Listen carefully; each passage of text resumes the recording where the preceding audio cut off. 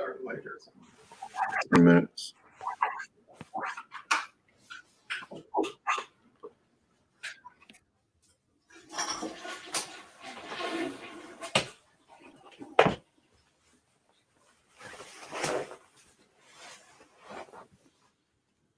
Shalom, shalom, shalom, shalom, shalom. Shalom.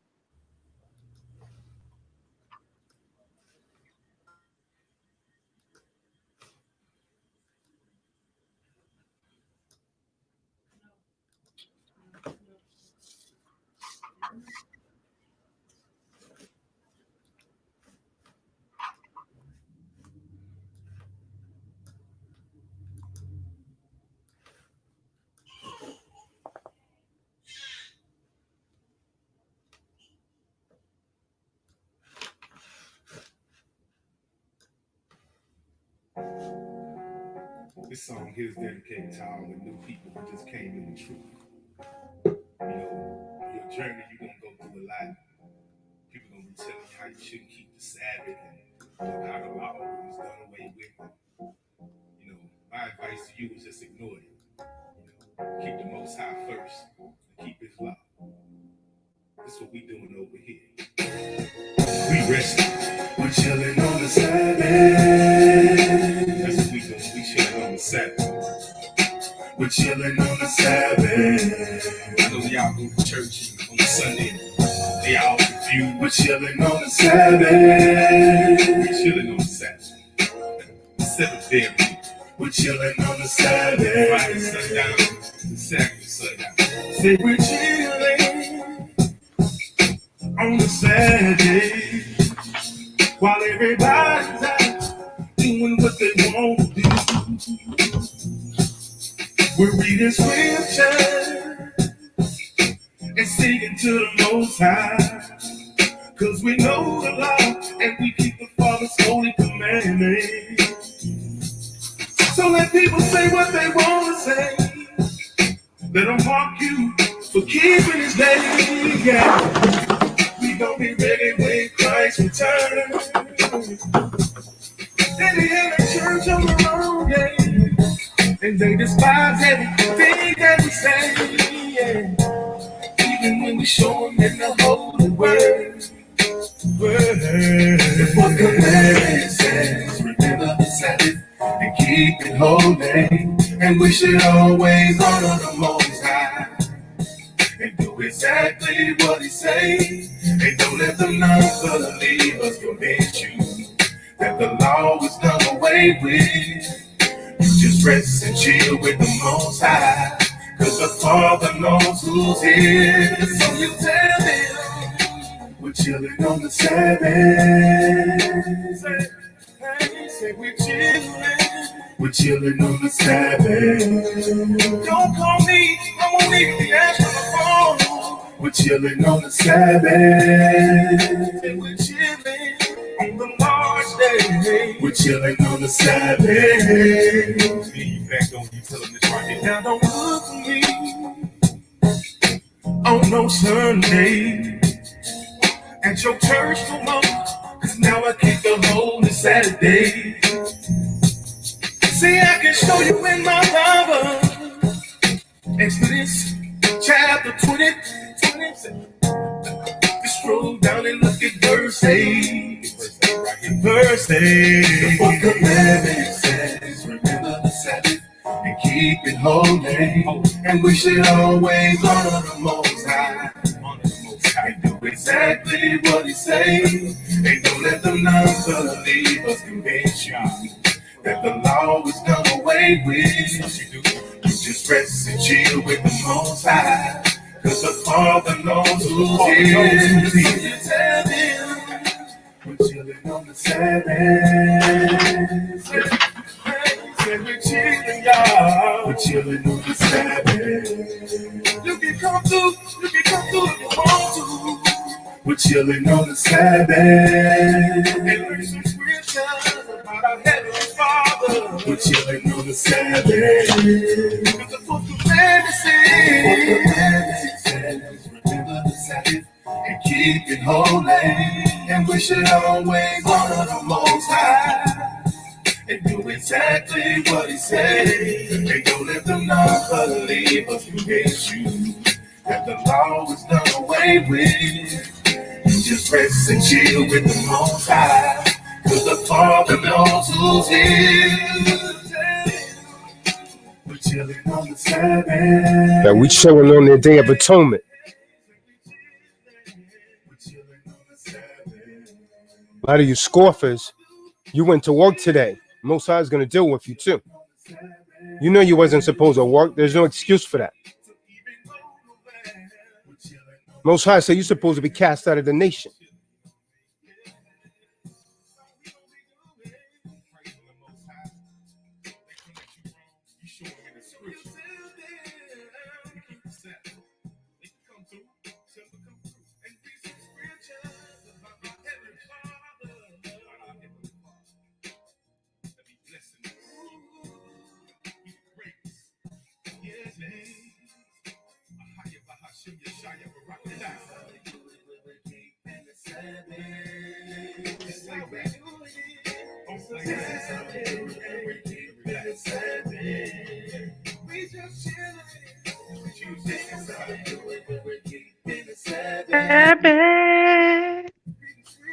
Rakab, what?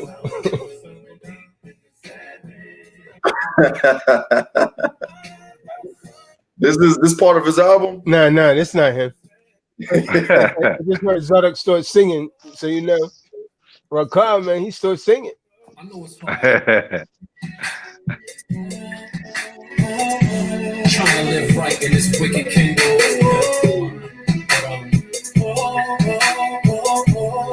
Our time is coming real soon. It's been a long time, but it's coming real soon. It's gonna be okay, so I can't stop. I won't stop.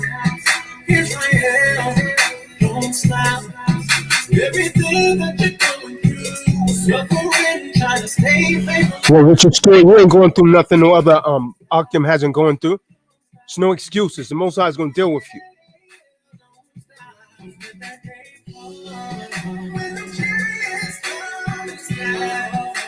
You serious, Richard Stewart? Missile fool. Don't be missile fool. You hear that, Raekwon? You decided to go to work today.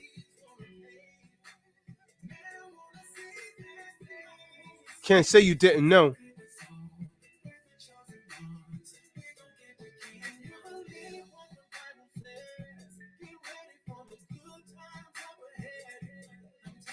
Yeah, I got a question before we get started.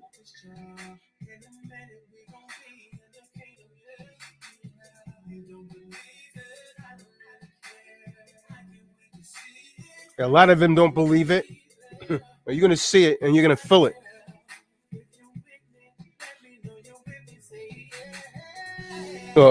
As Mars said, I work every day. You better change that if you're a believer.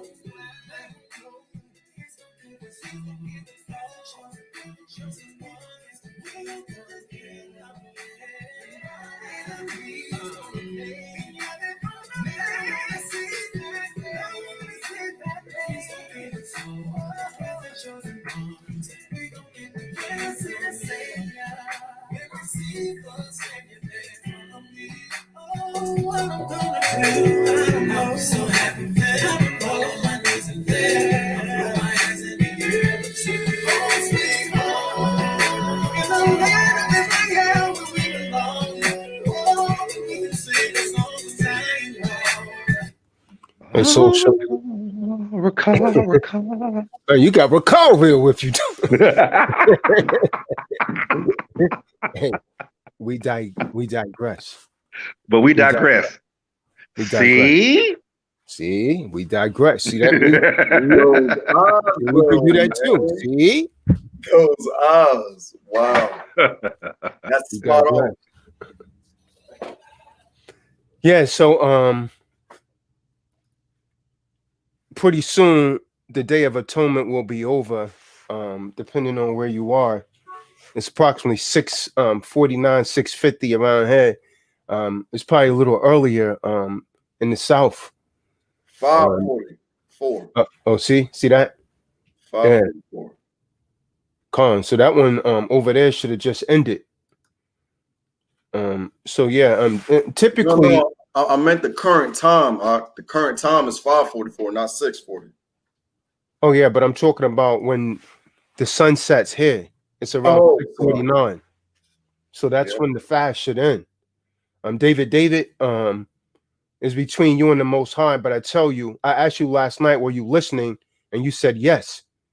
So there was absolutely no reason that you should have went in to work today. It's real easy, man. If you think they're gonna give you a problem, or you gotta, they're gonna tell you not to come in. Real simple, man. Real simple. So that's between you and the Most High. It's been on my spirit because the Most High said anyone that works on these days, we're supposed to kick them out of the congregation. We're not supposed to deal with them. So the question becomes, do we become sympathetic for these people because it's a lot of them, or do we listen to the Most High? Because they can't say that they didn't know, because we've been saying this since the blowing of the trumpets. And to people has actually watched this channel in the past, you already know this from years in the past.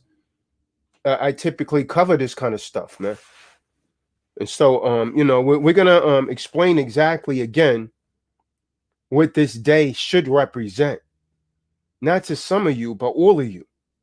But I'm gonna tell you, David, you talk a lot of scriptures and all of that. That means nothing unless you're living it out right and exact. That means absolutely nothing. And you're not, Richard Stewart. He said, "Oh, I don't know why you're coming against me." And man, I put in the message why we're coming against you. You're not keeping these holy days. You didn't even show up. You had a ride and everything out there. You decided not to show up because you're allowing your problems to create a greater gulf between you and the Most High instead of coming closer to the Most High. This is where a lot of people go off, man. And a lot of you just don't get it. And some of you never will. We're not doing this for entertainment, man. I don't know about Yashabin, but I'm not no damn entertainer. Just because when I use the word law, I say for entertainment. I'm not no damn entertainer. Go and watch Denzel or Will Smith, man, if you want to be entertained. Go and watch Rakah. He'll sing and dance for you. You understand? Go and watch him, man. This right here, this is the truth show, man. And you should know the truth, and the truth will make you mad. Then make you free. If you could ever relinquish that anger. But Yashabim, you said you had something, but go ahead and bring it out before we get started. So I just got a quick question. We have a brotherhood, right? We and this brotherhood, we've all made a commitment to one another. This is a true family.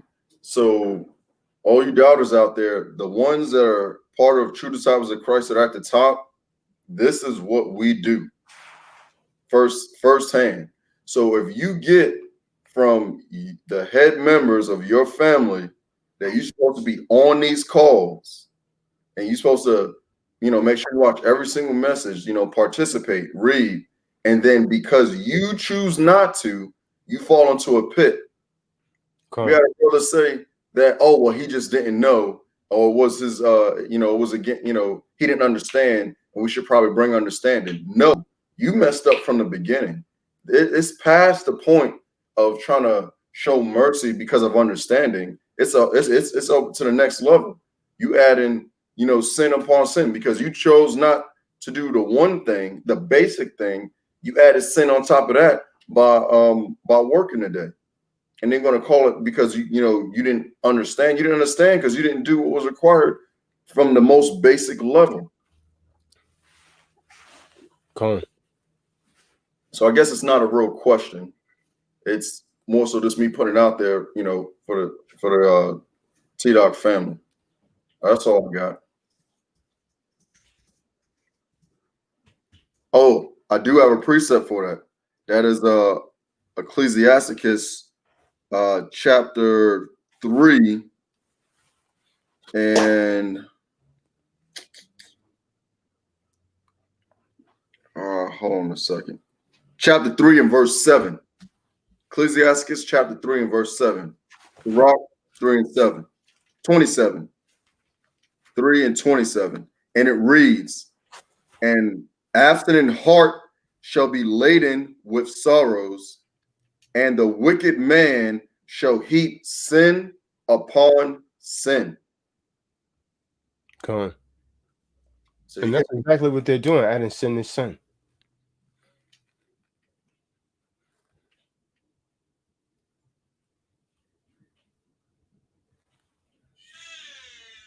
anybody else got anything? Will, Benaniah, Slakia, formerly known as Will, Israel, Zadok, Benaniah. Shalom, shalom. I hope everybody's staying strong.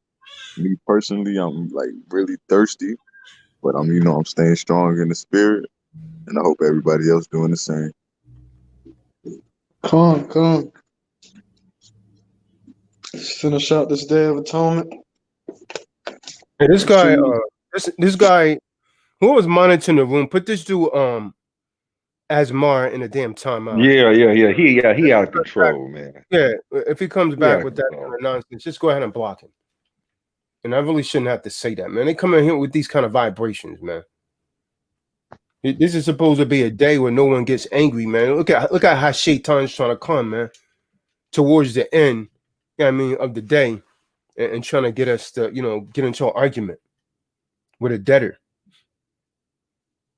of the devil. Yashabim, you're muted. Khan, it's all good. David, you have any kind of explanation as to why you decided to go and work today? When I asked you last night, are you listening? And you kept trying to talk over me. Looks like you missed the message. Because Benaiah literally read those precepts again last night that no one is supposed to work, man. So I guess we need to read those again. There's really no excuse for Raekwon or any of those people, man. George, any of them, man. You get a pass with a lot of these guys, but I'm gonna do thus saith Allah, man. I'm gonna do thus saith Allah. There's really no damn excuse for anything like that, man. That's what I say, man. People be talking too damn much. They don't really be listening. When I ask you, are you listening? I'm not asking you because I really want to know that you're listening. It's trying to put you on alert because you're really not paying attention. Because we was talking about chess, and you started talking about checkers. And Yashabim even pointed that out to you.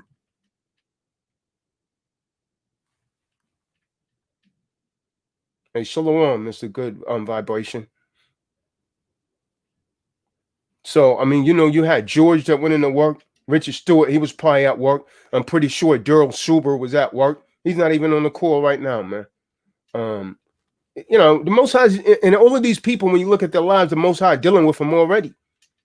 And he's going to turn it up. They don't realize that the Day of Atonement is supposed to represent you atoning for the sins that you committed during the past year. And the Most High is going to determine this forthcoming year what he's going to put on you based on this, what you do on this day. This is probably the most important feast day of the year because you're supposed to atone to anyone that you sin or you hurt or you cross, and you atone for your sins to the Most High. What could be more important than that? This is why it's called 10 days of mourning. It starts with the blowing of the trumpets. There's supposed to be 10 days of mourning where you're trying to get your mind right and atone. And the day prior to last night, you were supposed to eat. You're supposed to have a feast. That's why it's called a feast day, to prepare yourself for the fast that we're undergoing right now, afflicting our soul. And then after it, you're supposed to have like a feast at home. That's how you keep the day, man. You're not supposed to be doing no drinking and all that nonsense that you worldly Negroes like to do. That's the problem, man. A lot of you too damn worldly, man. You caught up into the world. You want to do what Ishar tells you to do. But you don't want to do thus saith Allah. And you're going to be judged for that, man. Well, you could like or understand it, believe it or not. So get ready for judgment. And I tell you something bad is going to happen to you or someone close to you, and you're going to remember I said that. It's going to happen. You're going to get judgment. There's no way around it. There's no excuse because you knew. The only excuse if you're very elderly and you're very sick, you got some kind of illness. Otherwise, you should be fasting, man, and praying most of the day. You know what you're supposed to be doing? You know what I started to do? I started to run that service last night for a long time because during the Day of Atonement, most of the time, we're supposed to be in congregation, man. We're supposed to be reading scriptures. That's what you're supposed to be doing, man, not sleeping. Like a lot of you just want to sleep. We're supposed to be going over precepts most of the time. The Israelites woke up this morning. Go ahead, Zach. Now, I will say we should have woke up this morning and been having service. This should have been our second or third service of the day. I started to do that.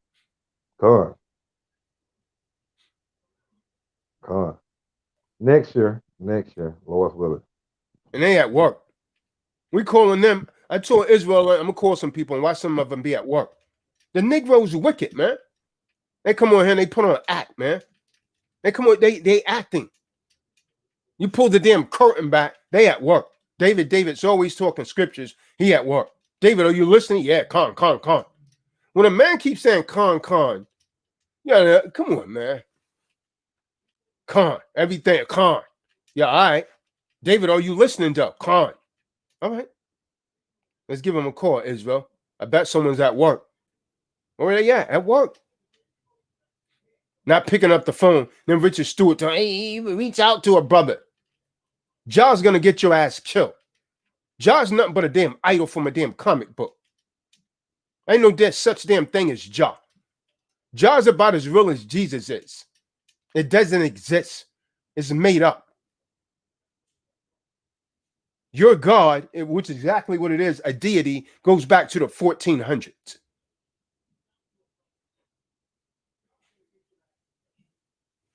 It's a damn shame, man. You Negroes need to get your minds right, man.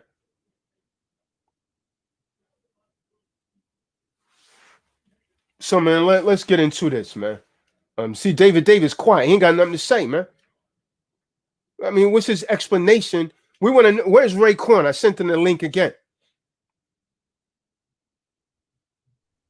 Have anybody heard from the good brother Jeffrey?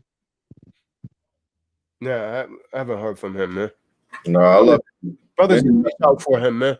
I'm gonna let him do him, man. But I'm gonna tell you something, man. All you men need to hear this. And this goes like I told Richard Stewart, man. When you have a problem, we shouldn't have to. You're not a damn child. You understand? You go to your damn child and say, well, you have a problem. Is everything okay, son? We don't have to come to you and see if you have a problem. You got a damn problem. You're supposed to bring it to the body. You bring it to the council. The priest ain't go around, hey, everybody all right? Your damn mind is too warped around Christianity. It tells you to take your issues to the council.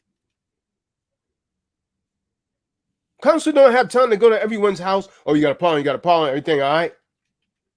You bring that forth, man. You concealing your problems, then you trying to shift it on us. Trying to shift the responsibility. Grow the heck up, man. And you're looking for a damn pity party. The only thing I got for you behind some damn lashes, man. When Hamashiach turns this thing up, that's all I got for you, man. Is a damn sword to take your damn wicked head off for catering to Esau, man, and not to the Most High. Ain't no damn pity party, man. You half real. I don't like to deal with half real people, anyways, man. That guy was telling these Akim today, man. These are summertime Negroes. They want to be summertime Israelites, but when things get cold and cool, they don't want to be around. Now, people when it get close to the summertime Yashabin, they all flock to the damn gym. When it starts to get cold, they get fat again. Thanksgiving, Turkey Day, they put on 10 pounds. Here comes Christmas dinner, they put on another 10 pounds. And then New Year's Day, they eating again. They put on all this damn weight. These summertime Negroes. But you can't be right some of the times, man. It's 6 o'clock. Look at David. He's like a mouse in church, man. He can't say nothing, man.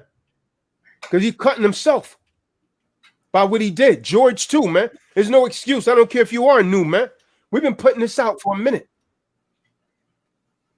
Raekwon, too. You're too busy talking, man. That's what I say about cats that talk a lot, man. You got to learn to listen, man. Come on. It's not what you say, it's what you do. Exactly.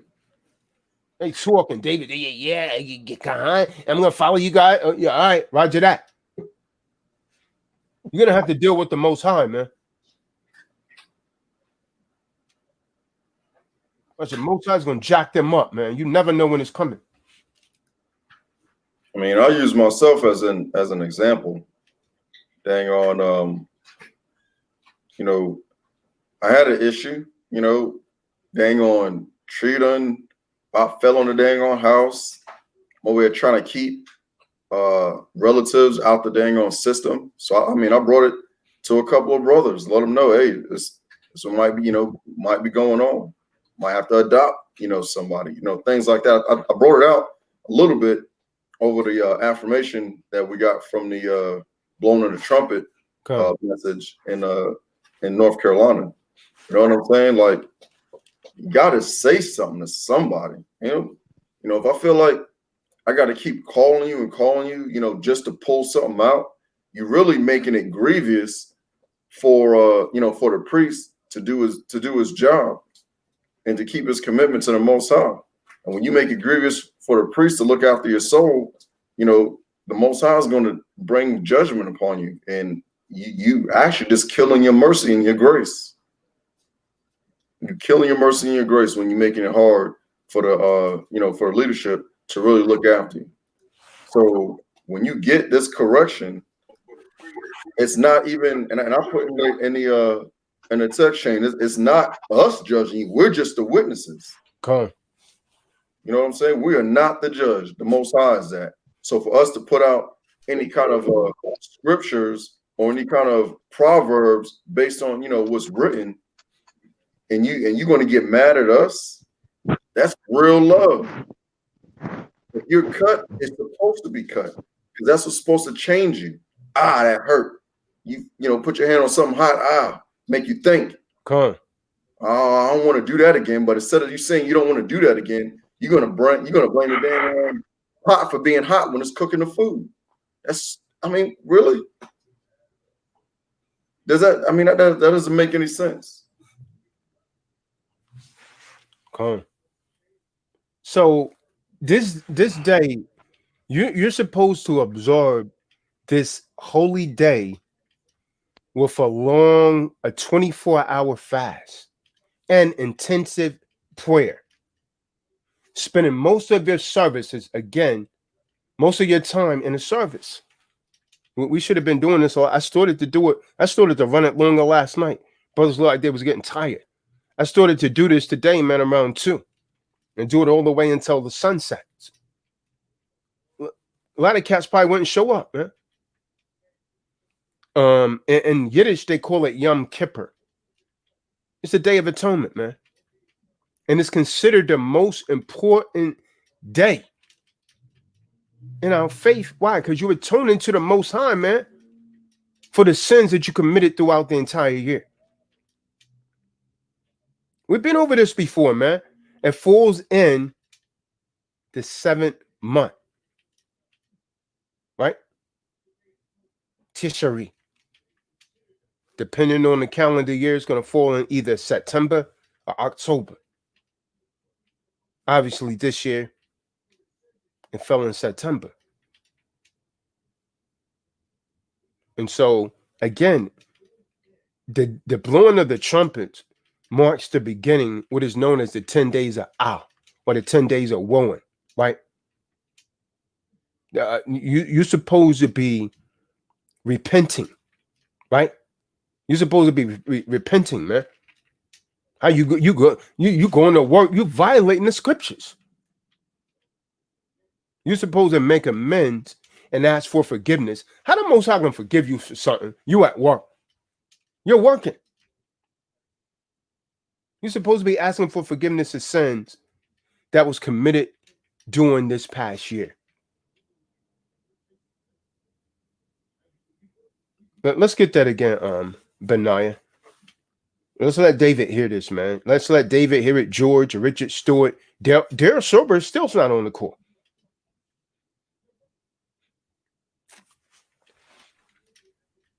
Where's Richard? I ain't seen. That's what I said, Zadok. He didn't disappear. He said we're supposed to call and check on him. When we do, what happened, Yashabin? We trying to call him today 3 or 4 times. Straight to voicemail. He didn't pick up. Straight to voicemail. You see that? That's how you know he's working with an unclean spirit, man. He just put his own foot in his mouth, man.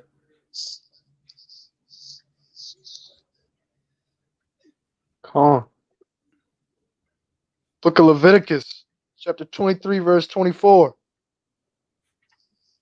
Speak unto the children of Yasharallah, saying, in the 7th month, in the first day of the month, shall ye have a Shabbat, a memorial of blowing of trumpets, and holy convocation. So that blowing of the trumpets, it was a double Shabbat, whether you realize it or not. So we done a Shabbat on the Shabbat. Read on. Verse 25.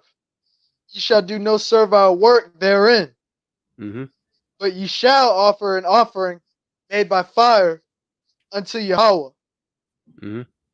Okay, verse so 26. Well, hold on. What now? Read that last verse again. Benaiah. Tell David where you at. Tell Raekwon where you at. Tell Daryl Sorber where you at. Tell Richard Stewart where you at, and everyone else that violated. We don't know if the other ones are violated because they turned into a damn space ghost and disappeared. Come on. In book of Leviticus, chapter 23, verse 25. Jump down to verse 27. We want to get to the Day of Atonement. Verse 27. Verse 27. Also, on the 10th day of this 7th month. Okay, stop. So these guys wouldn't even know how to keep this. And this guy, Raekwon's not on the calls. You wouldn't even know how to do this. You would probably go in July and try and do this. That's how the Negro mind works. He would go to July the 10th and try and do this. And then he lied. He put his foot in his mouth and told me, "Oh yeah, I got a headache from fasting, man. I finished fasting." So what you mean, brother? He sent me a text directly, Yashabin. I said, "You supposed to still be fasting, and you shouldn't have been at work today." You do err on not knowing the scriptures, knowing the power of the Most High, but you're gonna know because you're gonna put some stuff in your life. Go ahead, Benaiah. Oh yeah, go ahead. I heard the Lord that was funny. He finished fasting already. What was that? I should have had to laugh because he said he finished fasting already. The day's not done yet. Yeah. I mean, he said he fasted yesterday. He's lying. He's lying. Damn. You don't understand none of this, and that's why I told him this is why you're supposed to be on the call. Then he say, "Forgive me for my transgressions, man." Hey, that's the Most High, man. I mean, it sound like a lot of guys, they fear men more than they fear the Most High because they can't see him. You can see them. Come on. I mean, the problem is they really don't believe, man. That's what they really don't believe. They don't believe in the Most High, man. They're just like non-believers, man. Because if you fear him, you would do what he says. Come on. That part. Verse 27. Also, on the 10th day of this 7th month, there shall be a day of atonement. It shall be in holy. Hold on. When did the day start? Day starts at sunset, David. We've been over that. I don't know how many times. How many times have we been on that in Genesis? The day begins at sunset. and the evening to the morning was the first day. I had you read that, David. So your spirit, your ruach is going to bear witness against you. Go ahead, read, Benaiah. It shall be an holy convocation. Okay, that means there's supposed to be a gathering. A convocation is a gathering. This is why I said we're supposed to be having services. Go ahead, King. And ye shall afflict your souls. Now, how he flicking his soul? He at work, probably eating lunch and all of that. I'm a hypocrite. My brother, I don't know about the rest of you, man, but my brothers are in this with me, man. Like Hamash Yak said. When they say your mother and your brother's waiting outside for you. He said, no, my brothers and my brother is inside the temple with me. He said, you might be my biological brother. That's what he's really saying. But my real mother and brother is inside this truth with me. That's what it is, man. Con.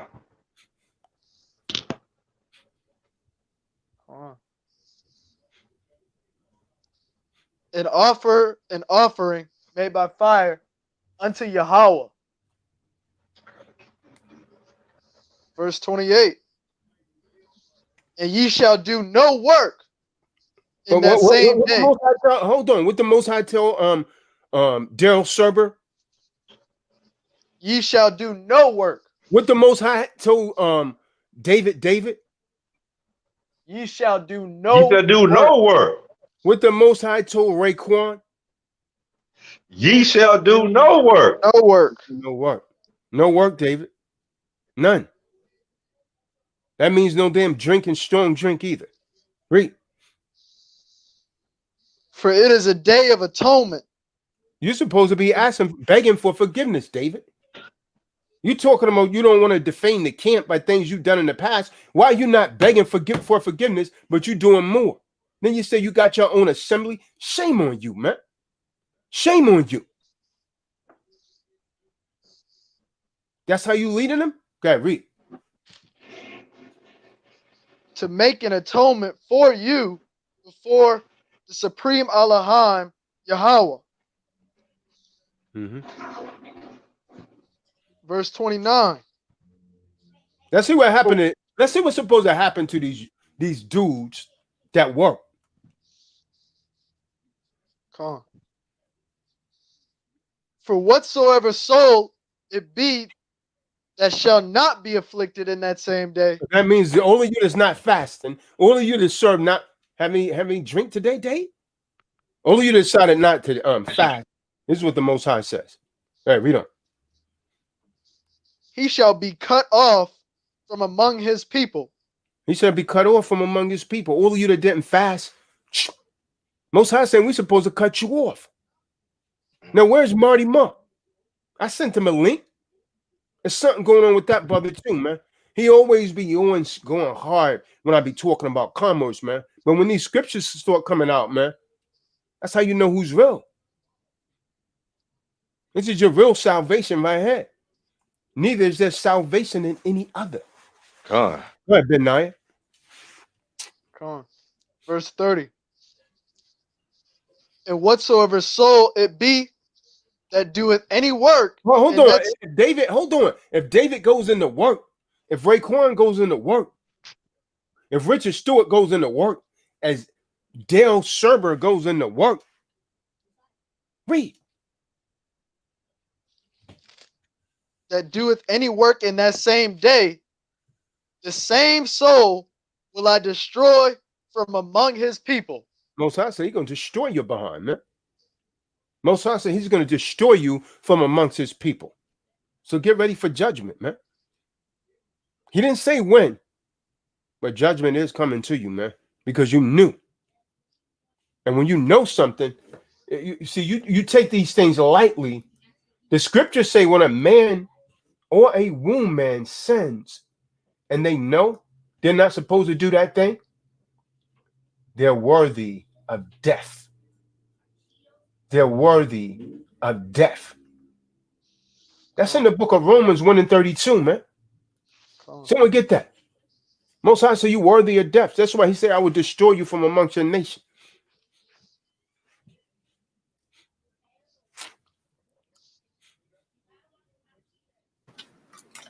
Wow. Book of Romans, chapter 1, verse 32. Who knowing the judgment of Yah, Did not these guys know this? All of them knew this, man. You know. Come. that they which commit such things That day where you want to work, you want to eat on this day, you know. are worthy of death. Of what? Of death. Of what? Of death. What is David worthy of? Death. No, he's a teacher. No, he got his own assembly, but he's violating the Most High's commandments. What is Raekwon worthy of? What did he tell us? Shah? Oh, yeah, I got my own. I got some brothers that's following me. And you don't even know the Most High holy days? Man, shame on you, man. You're serving a power. Yeah, you're serving a God, but it's not the Elohim of the Bible. Because if so, you would do what he says. What does 1 John 2, verse 4 say? He that saith, I know of him, and keepeth not his commandments, is a liar, and the truth is not in him. So you're a liar, David. You're a liar, Raekwon. I'm going to tell you straight. I'm not telling you. I'm just quoting what the book says. Now stop me where I'm lying at. You can't. Because I'm saying the truth. John 8 and 32, and you shall know the truth, and the truth will make you free. Now, according to traditions, let me give him some history on this. The first Day of Atonement took place after we left Mizraim, Egypt. And the arrival at Mount Sinai, where the Most High gave Moshe the 10 Commandments, descending from the mountain. So Moses caught his people doing what? Worshiping a golden calf. And he shattered the Scarce tablets in anger. So we're not supposed to be nice to you, David, when we catch you wrong. Moses broke the tablets that was written with the Most High's hand.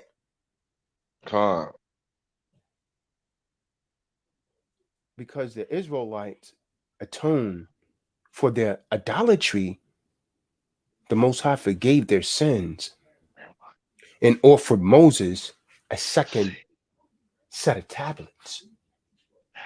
But on this day, you were supposed to be atoning.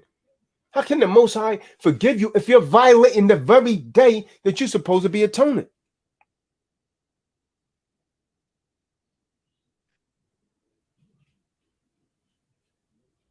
How are you going to do it?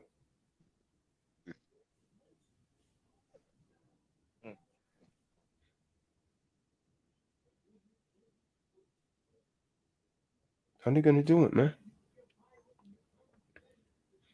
Now, After the destruction of the temple, man, in 70 AD by the Romans,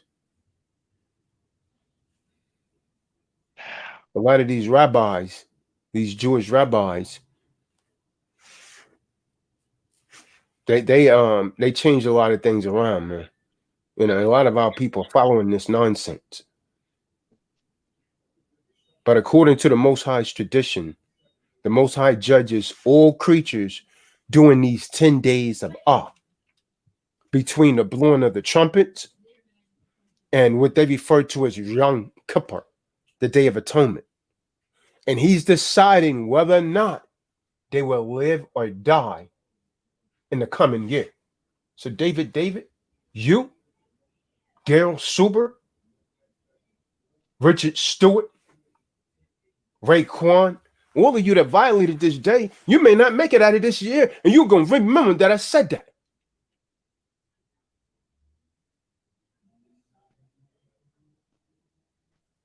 The Most High inscribes the names of the righteous in the book of life, and he condemns the wicked to death.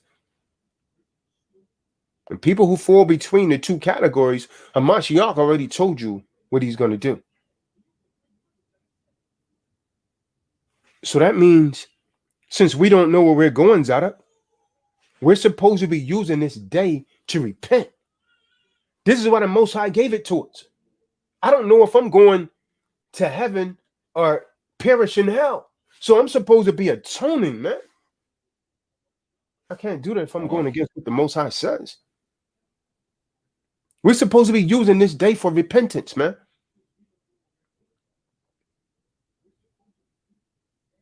So this day right here, man, is one of the leading days for prayer, for good deeds, reflecting on our past mistakes and making amends with other people that you might have offended.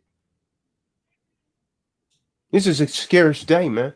One of the most scarce on the Hebrew calendar. Sometimes it's referred to as the Shabbat of Shabbats. And because of this reason, Israelites who do not observe this day and refrain from work, you're forbidden from doing the other holiday practices.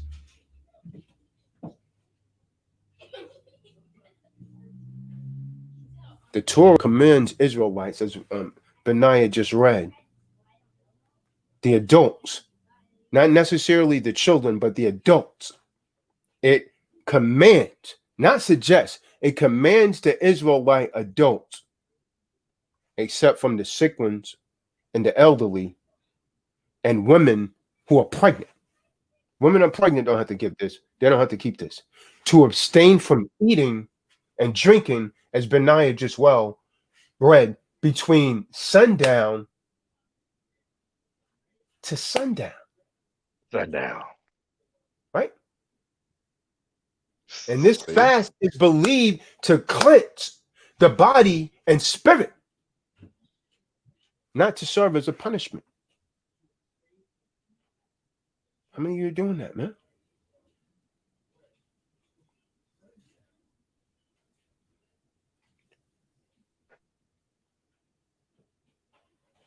You're supposed to refrain from sexual relations and all of that, man. You're not supposed to be having sex with your woman or your husband.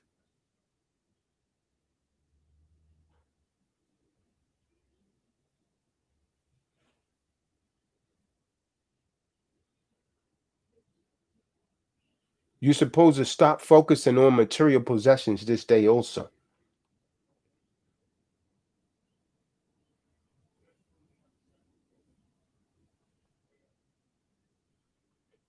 Why are these guys working, man?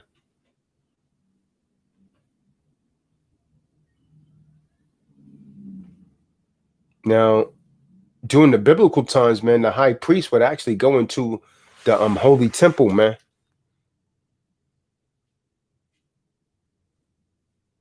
And by the way, someone speak for a minute, man. Let me go and get my shofar, because I should have blowed that shofar.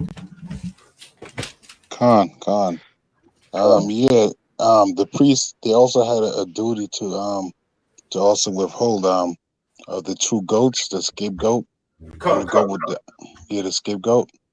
And there was a ritual that they did. Once you pour all the people sent into the scapegoat, when they the priests lay their hands on it, then one guy would take it, another priest would take it and bring it into the woods, into the far part, heading towards where the Edomites stay, I believe. And then when he returns back, he was supposed to wash himself clean from that. Yeah, I was gonna get to that. Yeah, glad you brought that out. Doesn't he stay like away from the rest of the Israelites, the rest of the congregation for a while?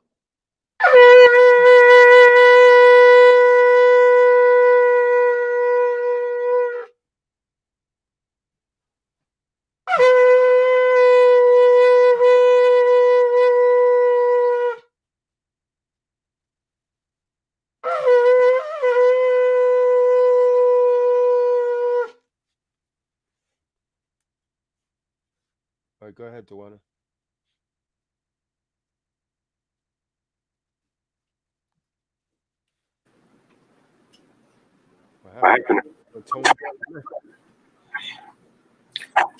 Shalom, Marty Moore. Go ahead and get on the click that link and get in this room.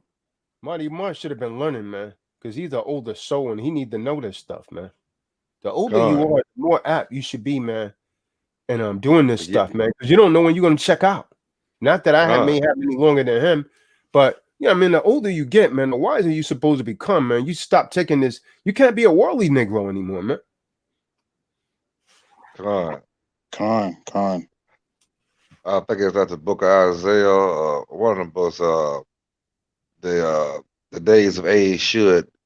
What do they say? The days of age. Basically, the older a man get, the more smarter and wiser he get. I'm trying to paraphrase the scripture, but it's about the days of age. In a man. But it said it's the Ancient of Days. Man. Yeah. The age of days should something in the man, but sometimes there's a spirit in the man. Damn, let's get find the scripture. Real quick, excuse me. Marty, you lying, man. You lied yesterday too, man. I'm gonna call you out. I sent you the link, man. Someone check the email right now. So prove this guy a liar, man. I sent you the link yesterday and today, man. I let you rock with that yesterday, man. But you was in that email, man. You're lying, man. If you didn't get the link, that's on yourself. Check your spam because I sent it to you. Oh, here we go. Right here. It is Job, the book of Job, chapter 30, the 32nd chapter, verse 7 through 8. But I might go all the way down to 10. I said, days should speak, and multitude of years should teach wisdom. But there is a spirit in a man, and an inspiration of the Almighty giving them understanding. Great men are not always wise, neither do the age understands judgment. Therefore I said, hearken unto me, I also will show my opinion. Just want to bring that out. Cool. I call that I actually has that under my precept of my Bible. I call that old fools, because not saying that Martin might an old fool or David, nobody like that, but I'm saying the older we get, the more wise that we should be getting, more wisdom. According to the Most High. Dude's lying right now. I don't appreciate that. Let me share my screen. Yeah, I just checked lying. Yeah, he's a liar, man. He's lying. You said that same lie yesterday, man. And the Most High is going to deal with you for that, man. You really lying. I let you rock with that yesterday. Let me share my screen real quick. Look at that. Yeah, he's in both. That's him right there. Con, I just checked it as well. He's in both emails. Hey, brothers, let me say something, man. I mean, gotta hear this, man. If you were wrong about something, just admit it. What's so hard about saying, yo, you know what, I was wrong about that. I didn't see it there. Why lie about it? Because when you lie, you put the sin on yourself. Okay. It's an easy thing to do. And that and when you do that, you show humility. Okay. But when you lie, now you're being proud. And the most I hate that. Yeah, he said he wouldn't lie, man. You lying right now. Just admit if you're wrong. There's nothing to it. You don't got to hold a bag of bricks over your head. Wow. He just cut himself, man. So, I mean, anyways, man, breaking the fast. So after the final service, most people would actually be returned to their homes if they had actually gathered in a congregation for festivity meal. So it traditionally consists of kind of comforting foods, not too heavy because you just fast, right? Some sort of baked goods, noodles or something usually not too heavy, man. And I'm gonna hit you with something else. Wearing white is usually customary to dress in white as a symbol of purity. That's why I decided to put the white on today, man.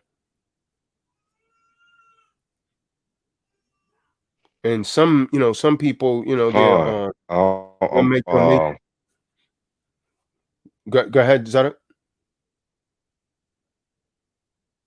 Oh no, I was gonna say that's what we're gonna wear according to Revelations when we get sort of say the beamed up, when we get redeemed by Yahweh Messiah. We're supposed to when we go into the wilderness I guess we're supposed to have draped in all white apparel. Con. According So to, now let's the go over what passage in Revelation. Con. Let's go over what Dawada was talking about. Let's get the book of Leviticus, the 16th chapter, verse 1 through 34, since Benaiah already read the law on where we're supposed to keep it. The Leviticus 16, 1 through 34, it describes the atonement ritual that Aaron, the high priest, actually conducted of Israel. Con. The book of Leviticus, chapter 16. And Yahweh spake unto Moses after the death of the two sons of Aaron. Let me say this. The Most High told Moses to warn Aaron not to come in the Holy of Holies anytime he wanted to. He could only come in the Holy of Holies this one day of the year, man. And that was on the day of Atonement. He couldn't come in when he just felt like it, man. At least he would die. So this ceremony was not a ceremony to be taken lightly, man. And the people was to understand that this is an atonement for their sins. And so this is why it's so important. This is why we're stressing it so much. Go ahead, Yashabin. When they offered before Yahweh and died. And Yahweh said unto Moses, speak unto Aaron thy brother, that he come not at all times into the holy place within the veil before the mercy. So that means Aaron couldn't just come into the temple whenever he felt like it. He could only come in on this day of atonement. Read on. Which is upon the ark, that he died so not. Otherwise, if Aaron had came in when he wanted to, he would have died. Read on. For I will appear in the cloud upon the mercy seat. Thus shall Aaron come into the holy place with a young bullock for a sin offering and a ram for a burnt offering. He shall put on the holy linen coat, and he shall have the linen breeches upon his flesh. Stop for a second. So before Aaron came into the tabernacle, Aaron was to bathe and put on a special garment in those linen breeches. Then sacrifice a bull for a sin offering for himself and for his family. Go read. And shall be girded with a linen girdle, and with the linen mitre shall he be attired, or mitri, mitri shall he be attired. These are holy garments, therefore shall he wash his flesh in water and so put them on. A mitri is like what I have on right now, man. And this right here is linen. May not look like it. It was pretty costly. It's linen.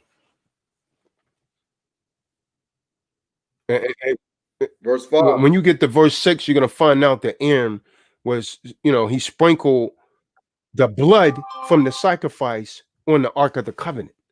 Go ahead, read. Verse 5. He shall take of the congregation of the children of Israel 2 kids of the goats for a sin offering, and 1 ram for a burnt offering. And Aaron shall offer his bullock of the sin offering, which is for himself, and make an atonement for himself now, and let me ask for you a his question. house. You tore a sin to people. Why are you still not doing this? Because you don't believe in Hamashiach. You're supposed to still be doing this.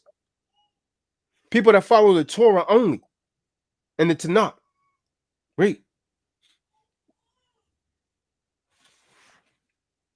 Verse 7. And he shall take the 2 goats and present them before Yahweh at the door of the tabernacle of the congregation.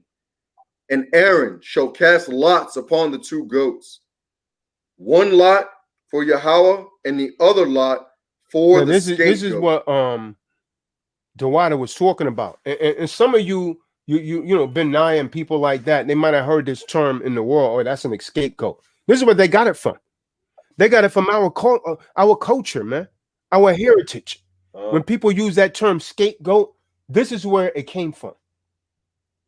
And you're gonna find out what that scapegoat represented. Read on.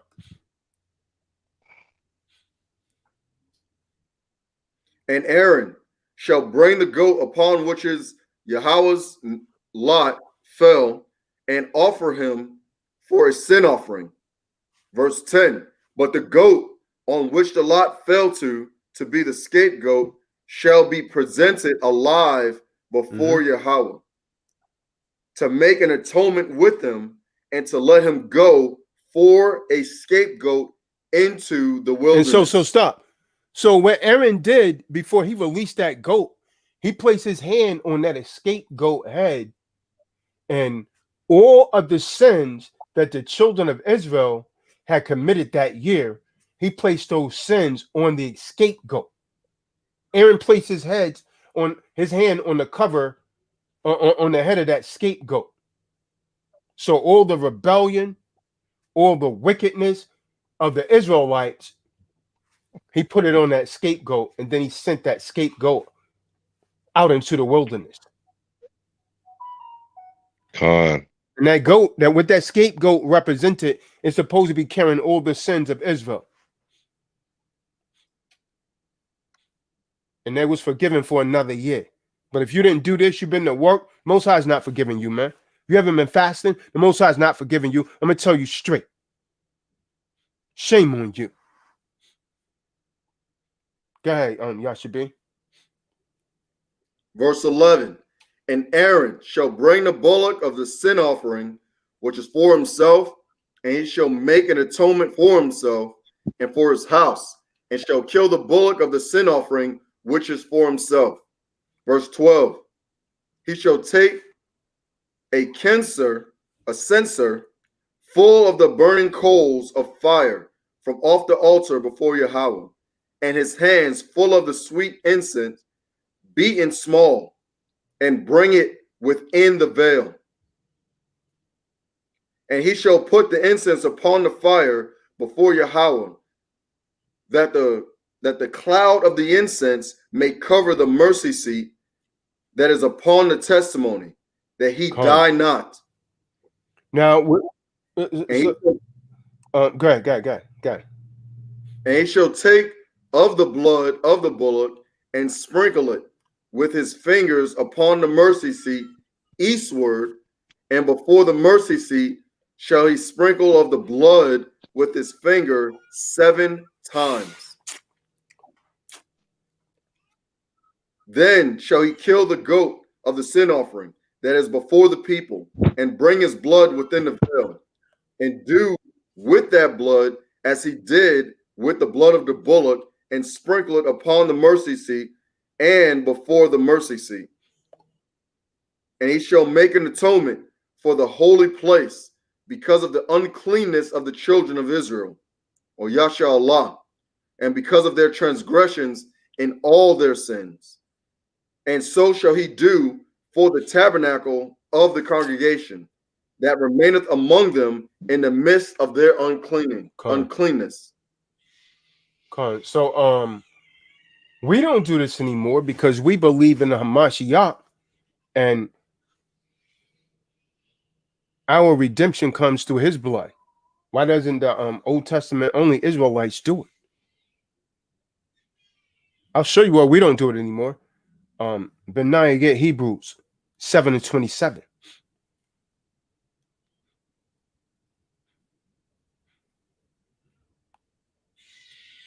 Hamashiach's sacrifice was sufficient.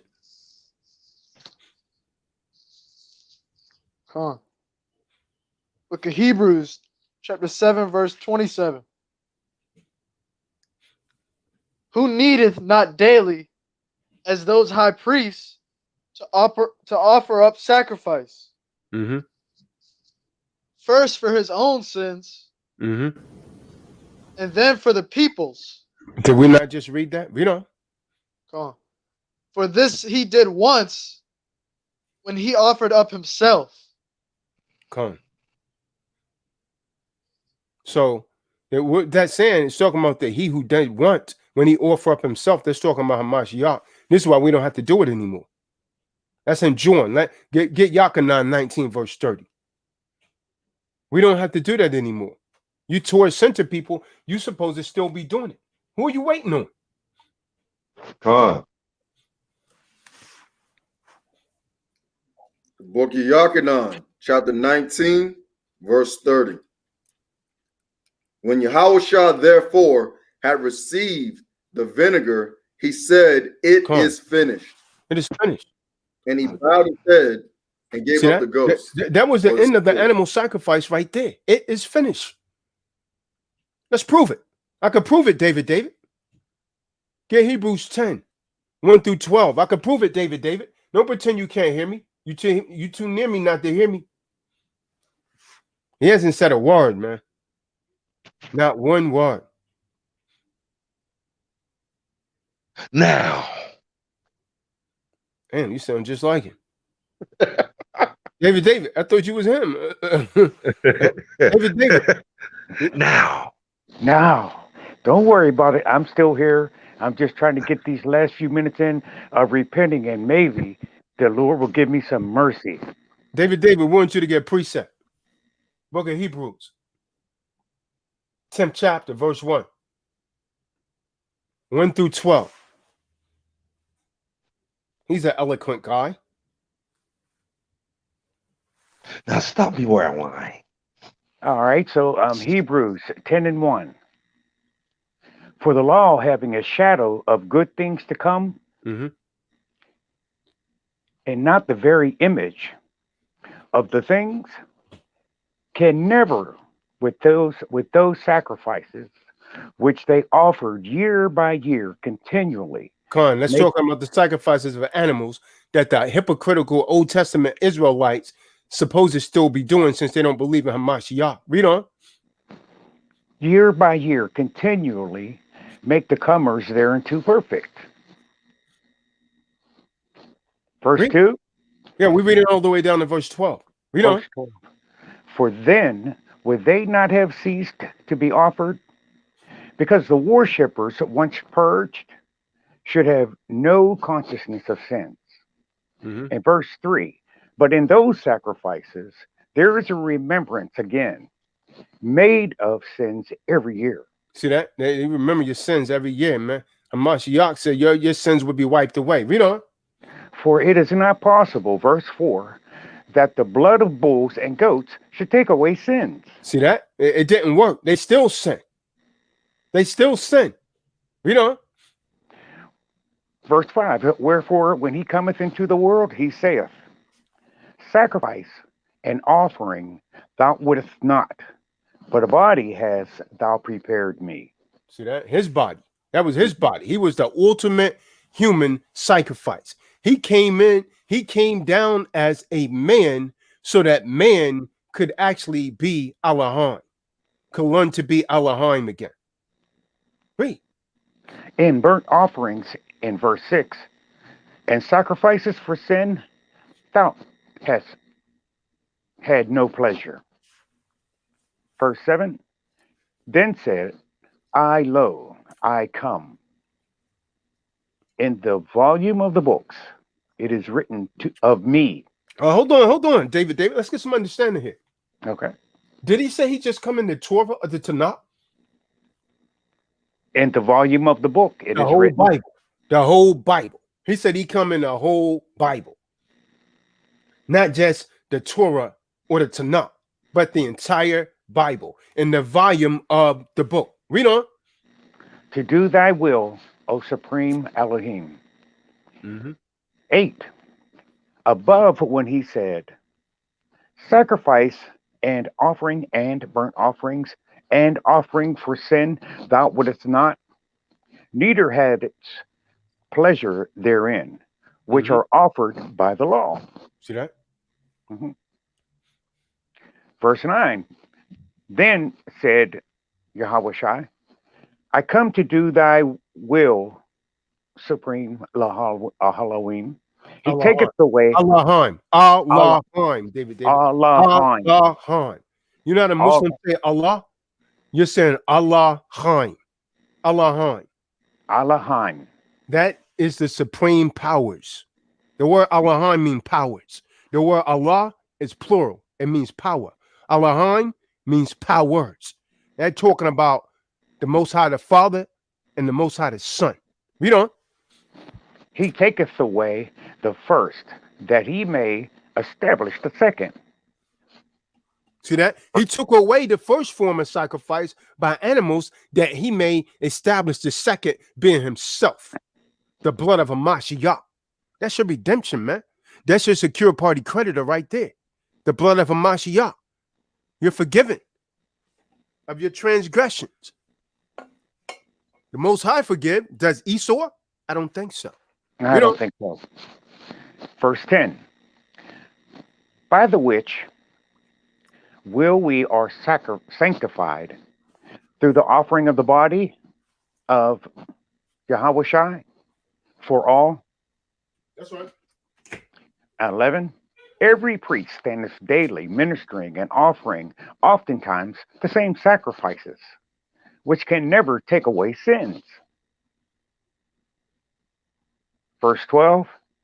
But this man, after he had offered one sacrifice for sins forever, sat down on the right hand of the Supreme Elohim.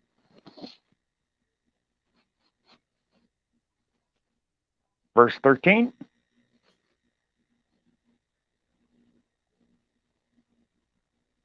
I believe No. that was it. That was it, David.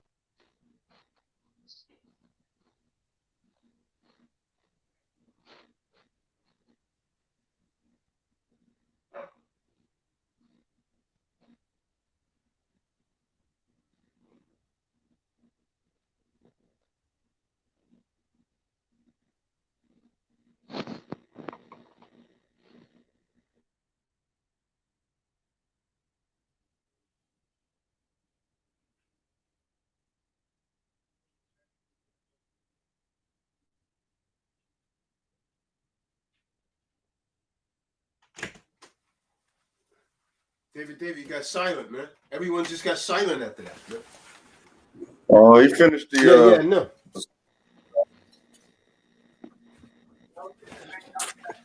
Hey, you're good. You're a great reader, David. Kahan, I love his words. I just haven't gotten them all yet, but I'm going to get them. You're a good reader, David. That was good. So now.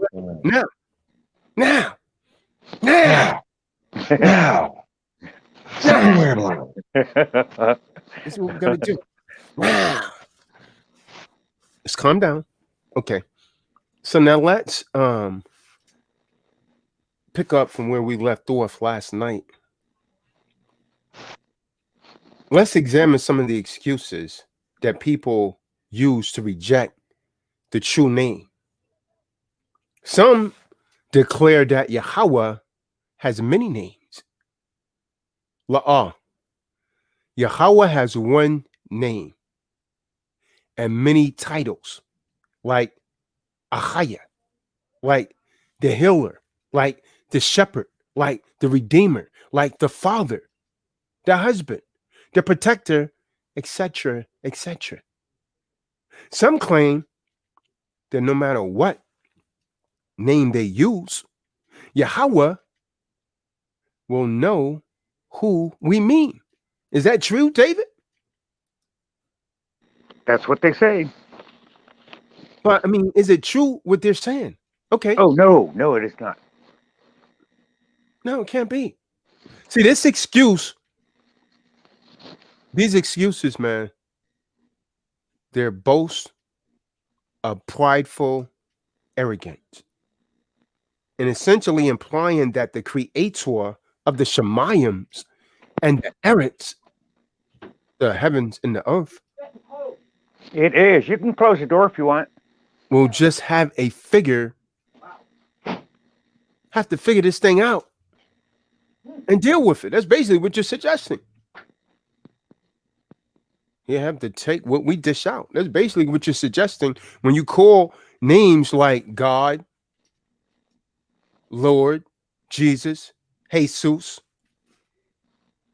and so on and so forth. Other people make excuses and say that the pronunciation of Yahweh's name has been lost. Did we really believe that after what I put on the screen last night, man? Do you believe that even for a moment when we was looking at the scrolls that Yahweh is going to think about this, David?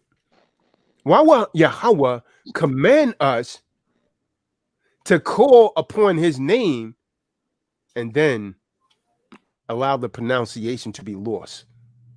That's ridiculous. Of course not. See, all we must do is sound off the letters. Surely we could trust in the most used word in all the scripture. That's the most used word in all the scriptures, man. Other people contend that what? Since there's no vowels in the Hebrew per se, according to them, that this is what the so-called Jewish people be arguing, and this is what this guy, the damn dude, Vocab Malone, like that's not a language. Because you don't understand. It's not given to you, boy. So they say that there's no vowels in the language, that the proper pronunciation is questionable. That's Esau for you. Notice that guy, Jacob Ahmed, hasn't been around since I cut his ass. You understand? He heard it. He haven't been back since I cut him, man. That's how Esau is, man. Bring that damn madness around here, you're going to get cut, man. You understand? I see right through your spirit, man. But anyways, back to the message, man. Some of these people that contend, you know, oh yeah, there's no vowels. So we don't know if you're pronouncing it right. But I showed last night that these scrolls have revealed many examples of the original letters of the word Yahweh written in the Paleo Hebrew. His name was also found in the Brit Kadasha. But the fact of the matter is, the reason that we don't see the name Yahweh, we don't see Yahweh's name in the Brit Kadasha is because it's been replaced and it became the policy to adopt the alternatives, terms, the substitution names. Let's examine the pronunciation of the name. David, you say you don't know the name. You're going to learn today, man. Someone else just come in. You're going to learn today, David. Oh, you on the core, man, that believe in Ahaya after today, man. You're not, if you still believe in that and accept it, then that's going to be on you. Because you're not going to be able to say anymore that you don't know. You're not going to be able to say that, oh, well, I didn't realize I was using Yiddish. So let's examine the father's name first. Then we're going to examine the son's name.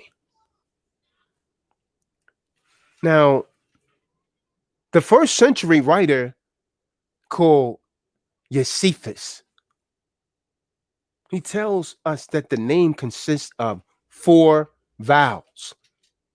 That's how they came up with the Tetragrammaton. Now, commonly we see the name written in the encyclopedia YHWH. Is everyone in agreement? What about it, Ben Nye? Yep. Now, these vowel letters stand for the Hebrew letters. Real simple, right? The Yah, the Ha, and the Wa. Then you have an H on the end and you drop the A. So you have Yahweh. Now, if you want to throw a little bit of Yiddish in there, they pronounce it Yud, Hey, Hey. The Yud is the same as our letter Wa. Why? It's Yah. It's the same. This is where the English letter Y comes from. The Ha, or as some say, the Hey, is the same as the letter in English H. This is real simple, man. You can't pretend you don't understand this. The Wa, or as some say, is often represented by the U, which later became the W, but both had the same sound. Still with me, Dave? Everyone still with me? It's real simple, man. Oh, yeah. But essentially, a lot of them pronounce that the ooh sound. This is why some of them say Yahuwah, right? They pronounce it with an ooh sound, Yahuwah. We say Yahweh. That's just a different region. And the last letter, Ha, the H, appears as the second and the fourth letter. So we have Yahweh, or some of you say Yahuwah. Now, the Assyrians heard and transcribed the proper transliteration of our father's name. Right? Yahweh. Having lived with the Israelites who had been taken into captivity by the Assyrians, their translation, I would say, is credible. Let me ask you something, right? How do you pronounce IOWA?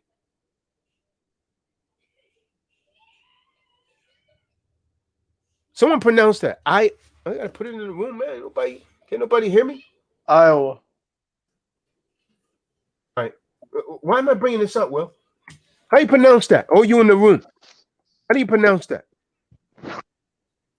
Iowa, right? Iowa. Did you know that the state of Iowa is said to have come from the pronunciations of the Most High's name? So if the state of Iowa is said to have come from the pronunciation of the Most High's name, would the Most High's name be closer to Yahuwah or Yahweh? Yahweh. Food for thought. I can't make this up. This is what the historian said. Research it for yourself. I can't make it up. Did you hear that, Benaiah?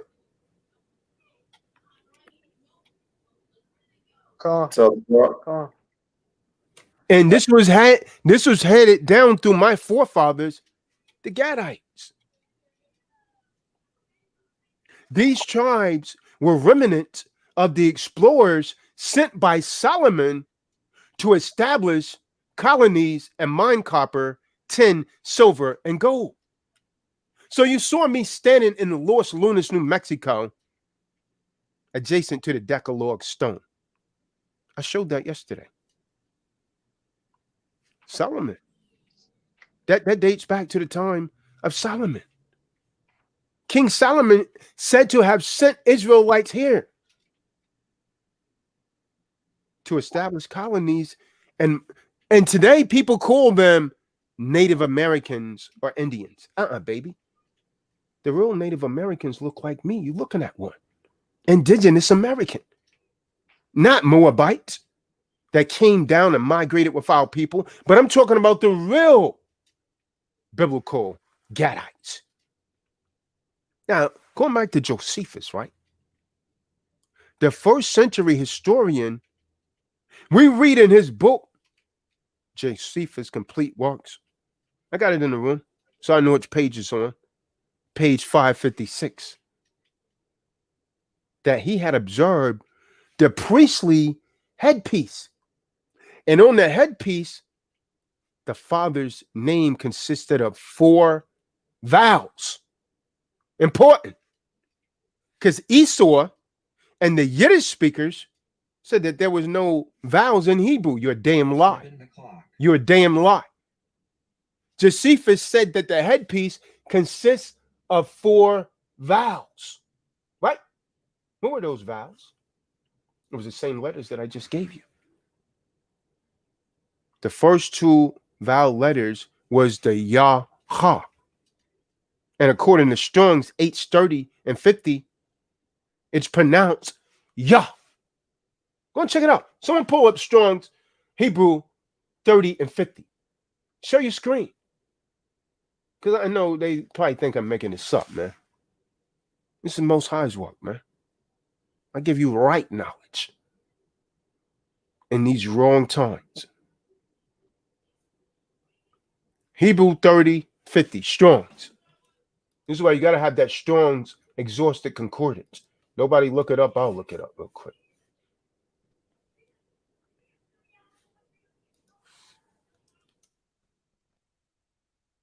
People too hungry to think, man.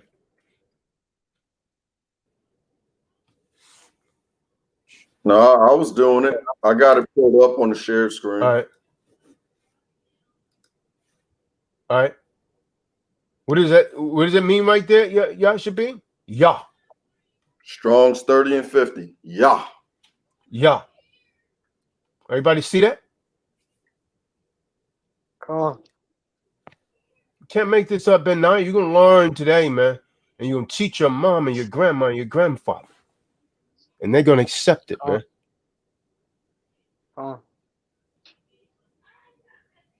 So you see what that says? It says Yah.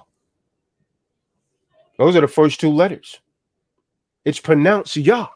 We find an example of this shortened form of Yahweh's name. Strong's H3050. Yah. Yah. So, who's that? That was the background for the Strong's. All right. Let's get Psalms. So we found this shortened version, Yah. We know it's used in the scriptures. Benai, get Psalms 68 and 4. And we can see that these letters are vowels. Just as they're used in English. When we say Y, we can hear the I sound, right? When we pronounce the H, we hear the A sound. Because the H is silent. As seen in Sarah. Sarah is silent. Come on. Book of Psalms. Mm-hmm. Book of Psalms, chapter 68, verse 4. Sing unto Yah. Sing praises to his name. Extol him that rideth upon the heavens, the Shemayim, by his name. They got in this King James, Jah. Yeah. So we know it's Yah there. You know it's Yah. If you had the 1611, it would read Yah. It would be the I there, which had the Y pronunciation. Come on. Yeah. And rejoice before him. Come on. Now we come to the 3rd letter, man. It's the Wa that some people pronounce ooh. And that's what Shael and them was saying. Ooh, ooh. Yeah. Yeah. Now we know that the W wouldn't have been there. We know that. But that's a W is a transliteration. Right? The W would have never been in the Hebrew alphabet. And this is what we trying to explain to this dude, Jacob Ryman. You looking at the transliteration. It wouldn't have been a W did. We would have been using that actual Hebrew letter. And some people pronounce it ooh. Some people pronounce it wa. Yeah. Come on. See, the W first appeared again into the 13th century. And so it should be thought of as a double U. Exactly what it is. So now we have 2 syllables. We have Yah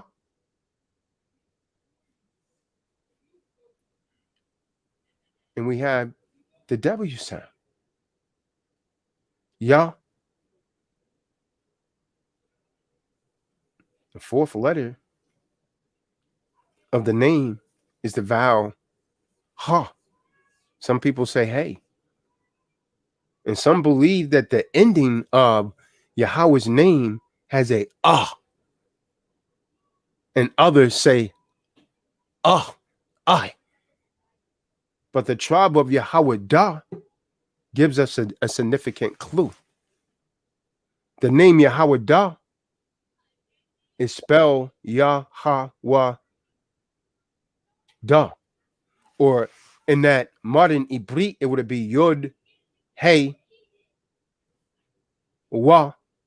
Or some people say Dalet, Hey.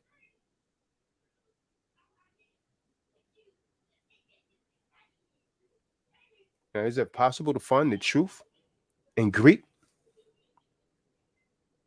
Josephus, right?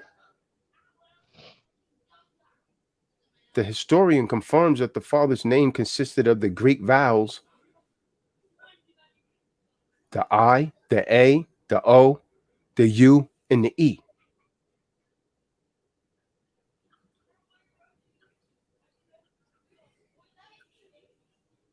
That's what he said, man. Someone gets Strong's Hebrew 3068.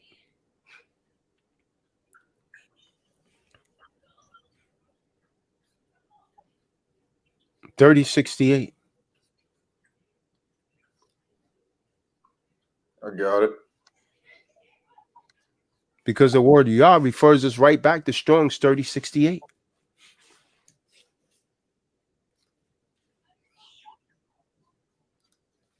See?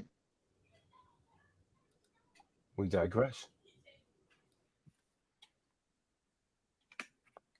Con.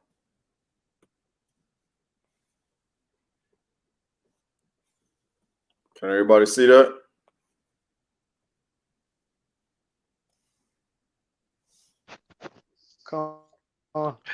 Yes.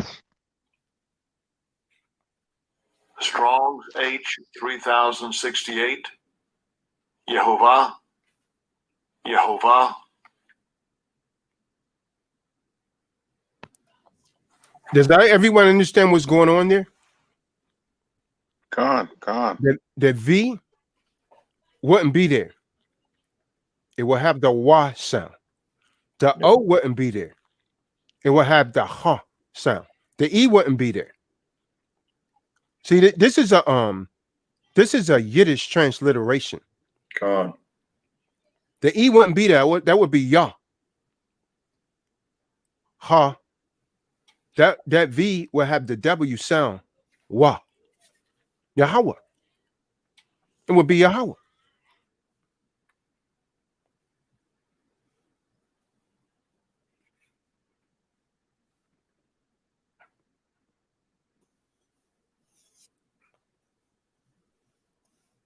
Yeah, you see they put that J there for the other transliterates right here.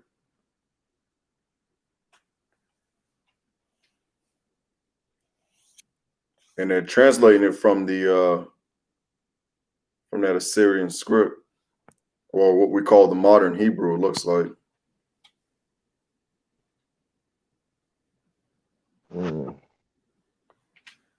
So yeah, you got to be real. I mean, you got to be, careful, because when you get to the lexicon and the Strongs, certain ones, they don't utilize the Lashawan Kadash characters. If you find one, that's a rare thing. You hold on to it and point me in the direction of it. Yeah, I'll tell them why it's there, man. The reason that it's there, again, it goes back for what I've been saying for the past 4 days. During the Babylonian captivity, we took on that Babylonian Aramaic. So we didn't come out writing Hebrew anymore. We came out writing Aramaic. And at that time, the Masoretes, they use alternative vowels. They didn't use the vowels that was there in the Lashawan Kadash already. They use these dots from another word, Adonai, in order to keep the name of Yahweh concealed from the masses. This was purposely done. This is why you have a YE8 instead of a YA8. They purposely did that thing, man. They put the vowels there to change the pronunciation of the name. See that? They banned pronouncing the name aloud. So the vowel pointing by the Maseratis cannot be trusted because their intention was to hide the name of the Father. The vowels they use were intended to direct the reader to say what? I don't know. That's what they say. I can't make this up, man. You go and talk to a someone that speaks Yiddish. They say I don't know. That's what it's intended to do instead of what was written. When you pronounce the vowels, as you're just saying, I don't know. It was to cue the reader to pronounce the name. See, in the name of Yahweh Shai, Yah was changed to Yeh, Y-E-H, which hides the connection with the name of the Father. Let's get the book of Shemot 23 and 21 to prove all things. And for further confirmation, you can read the Clement of Alexandria, man, out of Egypt, man. The mystic name of the 4 letters, which was actually affixed to the stomata.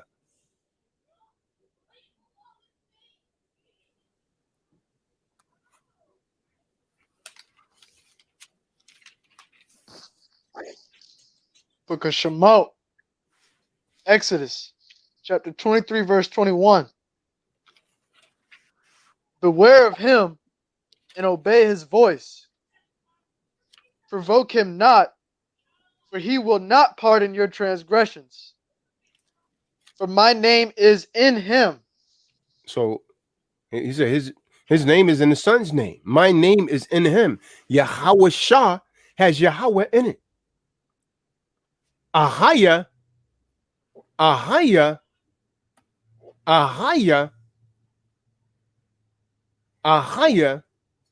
am. Asher, Ahaya does not have Yeshaya in that.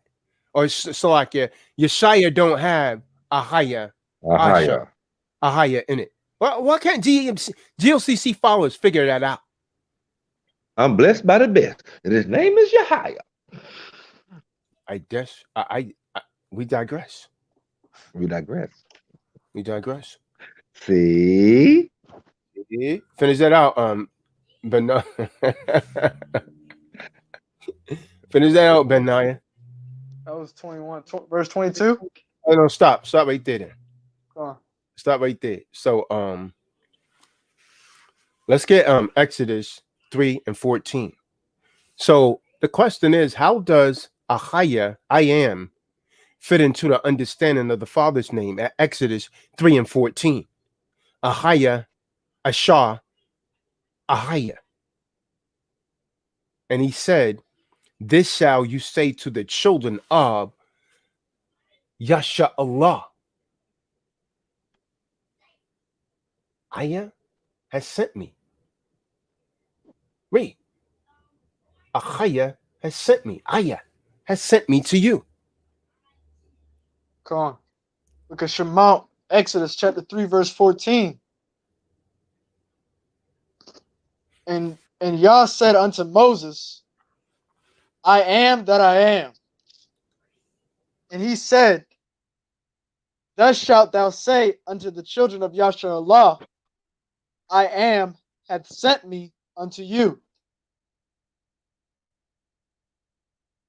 Verse 15. And the supreme Allahim said moreover to Mashah, thus shalt thou say unto the children of Yasha Allah,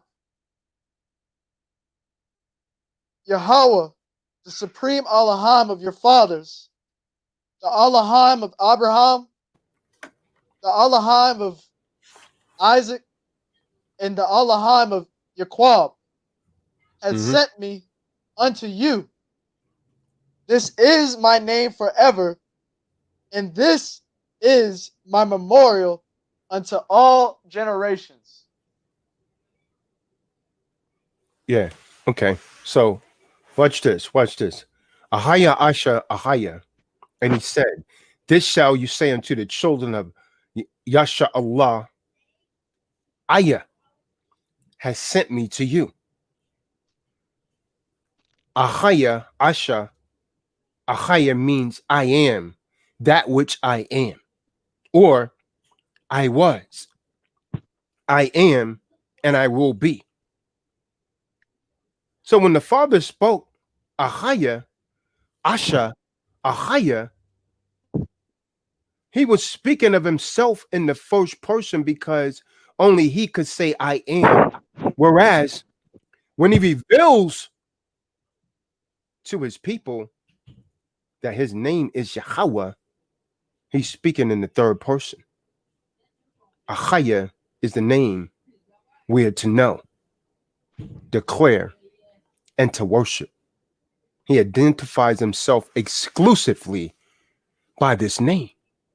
This is why this name is on the scrolls and everything else that we went over. Yahweh Shai clearly tells us in Yachanan 17 and 26 that he did declare his father's name to the people. And since we are Yahweh Shai's body, we're to do the same. Colossians 1 and 18. How foolish to think that the head, Yahweh Shai, would call his father's name, but his body, Yasha Allah, would not call the father's name. That the body would end up calling the father's name Lord or God or Jehovah. It makes no sense. It makes no sense. Again, how can Yahweh's name be Jehovah and the son's name be Jesus, since there's no J in the Ibrit? That part. Come on. The apostle Yachanan, the apostle John, right? That's really Yachanan. At Yachanan 5 and 43, Yahweh Shai tells us that he came in his father's name. He came in the authority of Yahweh and carries this name in his own. Let's get it. Let's get it, man. Yachanan, John 5 and 43.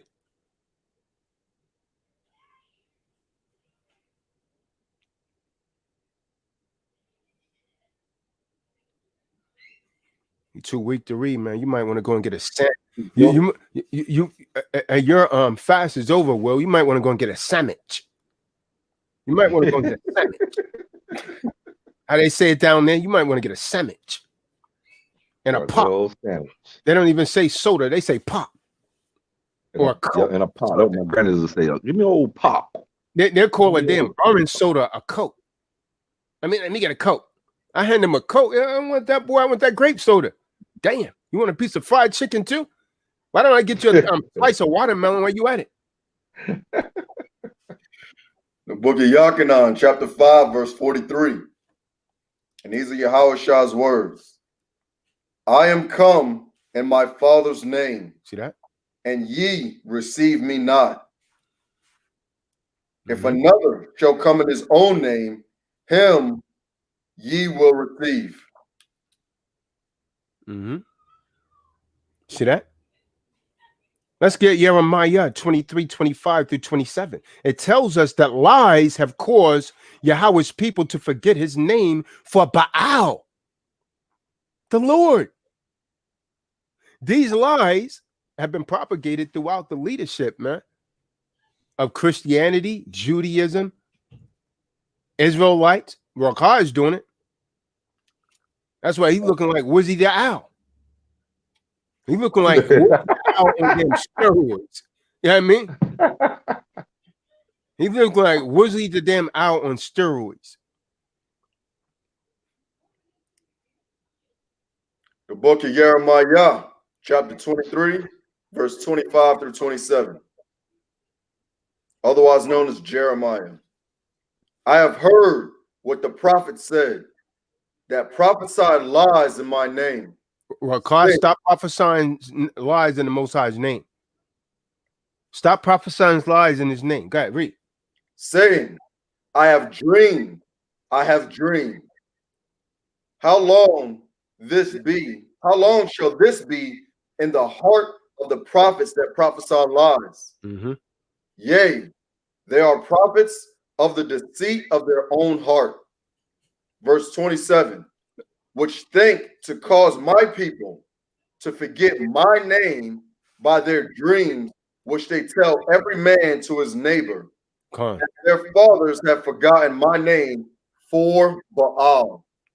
So not only have Judaism and Christianity replaced the names of the Father and his Son, but they've even changed the original Paleo-Hebrew names of the prophets in order to conceal Yahweh's name, because this name is embedded into the original names of several prophets, right? An example is found in the name of the prophet Jeremiah. They changed it to Jeremiah. Why? See, in Paleo-Hebrew, the name contains the short and poetic form of the father's name, Yah, and should have been transliterated Jeremiah. You understand? Look it up in the concordance. I can't make it up. Go and look up Jeremiah in the Bible concordance. It's Jeremiah. Now notice it ends with the Yah.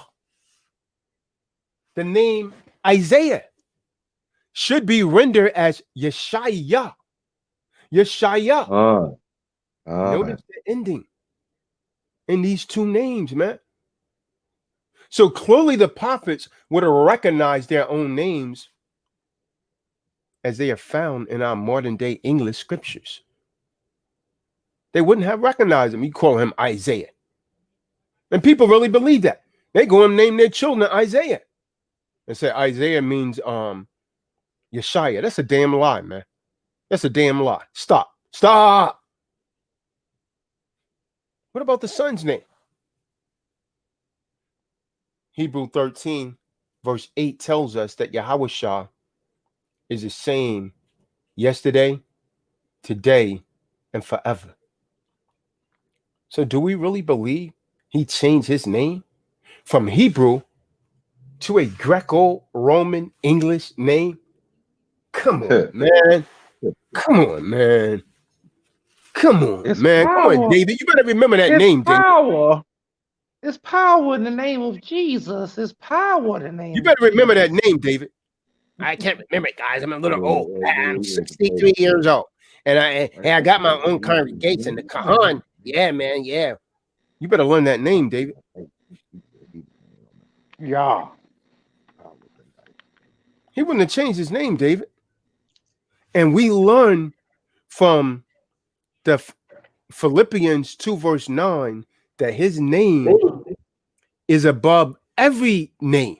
Get that real quick, Ben Naya. That name is above every name, man. You're not going to use it? God. What was the book? Like, would that include his father's name? No. La'ah. It would include his father's name because his father's name is in his name. Man, we'll make it a damn sandwich, man. He asked me what book again. The book of Philippians, chapter 2, verse 9. I'm back. Wherefore, Yahweh also hath highly exalted him and given him a name which is above every name. See that? Most High gave him that name, man. That's above every name. And you're not going to say it, Nate? Come on, Nate. That cuts your whole doctrine right there. Ahaya. Well, Ahaya. See? He brought me to the fire. See? We digress. Baby. See? It's right there. I am Why, yeah. G-O-C-C, Yahaya, Shayahaya. Ooh. He be singing when he be teaching Man. that. Oh, he be driving a video. He got videos now, man. He got videos. You know what I'm saying? On Vivo. Yeah, He but got sometimes, videos on Vivo. hey, a couple times, I haven't really watched him that much, but once I was watching him, he started singing before the show, man. Oh yeah, he do that. Hey, he started singing doing this. I was like, he's still trying to get signed, man. He's still trying to get signed.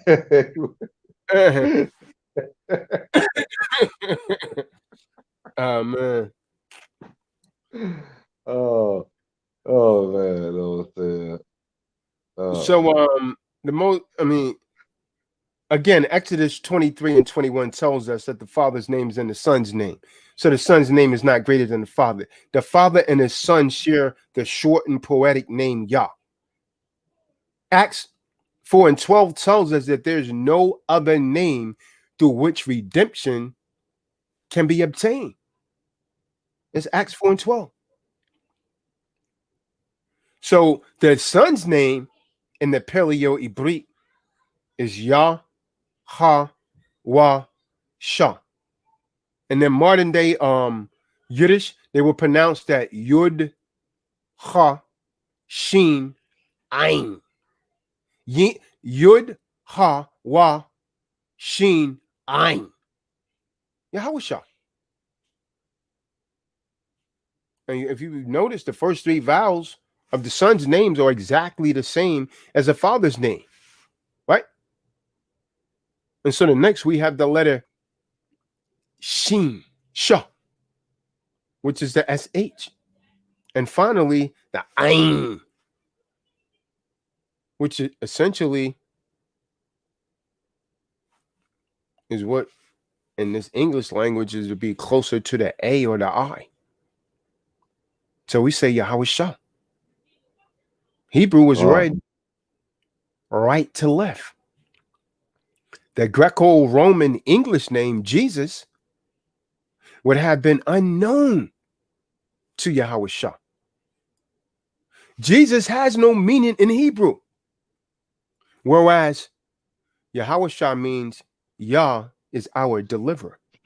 The one who hung on the stake, the tree, not a cross, but the stake, the tree for us was named Yahweh Shah, not someone named Jesus. You understand that miracles happen? Why is it that believers readily accept the free gift of his finished work at Calvary, but refuse to acknowledge him by his Paleo Hebrew name, which is given to him by the Father? We just read it was given to him by the Father. Clearly, we're to call on him in Paleo Hebrew, not any name we want. For salvation, we got to call on him in the Paleo Hebrew name. But that's not what's being done in the church, is it? Would you call him in the church, David?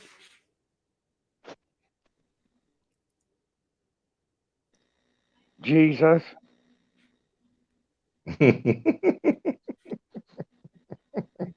Would you say, David? Jesus. Hey.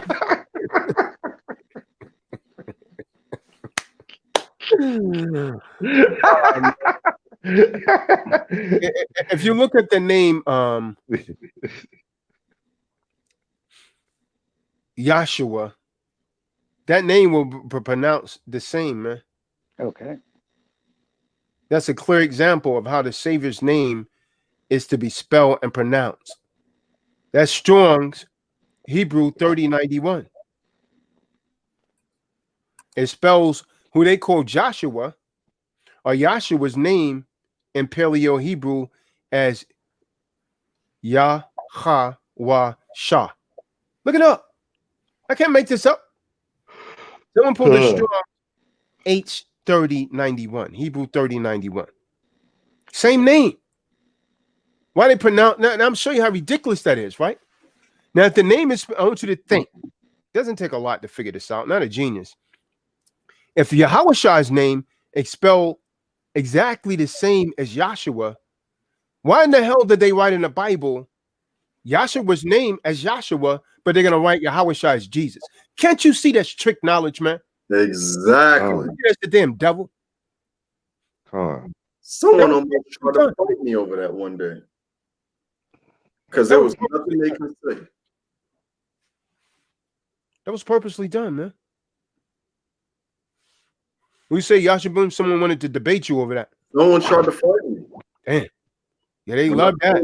When I was like, if Joshua's original name translation was Yahawashah, and then there's a same exact reference to Yahawashah for so-called Jesus, why are they spelling it different in two different places with the same original reference?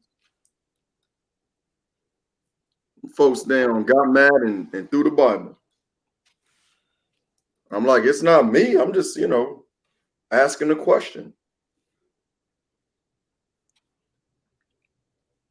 If you give an explanation to that, I will submit to whatever it is you think your right doctrine is. But until you can give me an answer to this, you're leading all those people in that congregation astray. And that's exactly how I put it. They wanted to fight.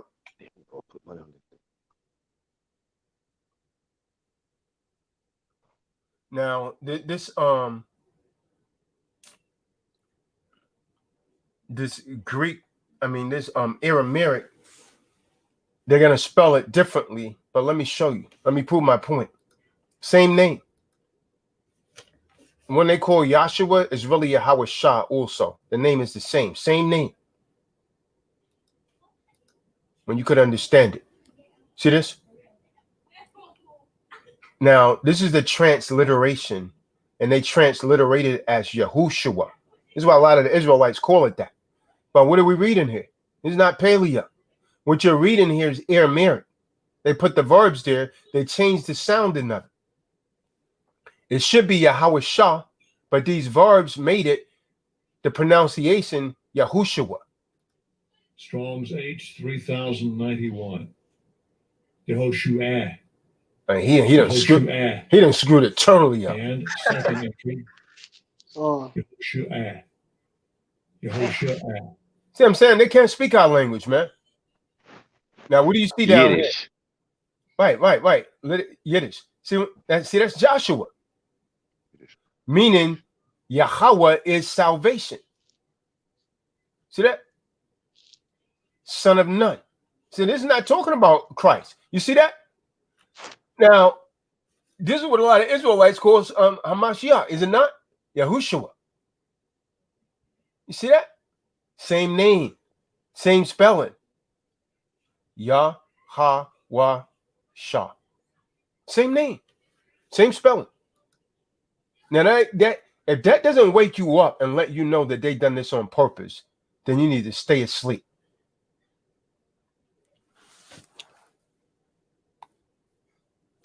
Now, this is something very enlightening, right?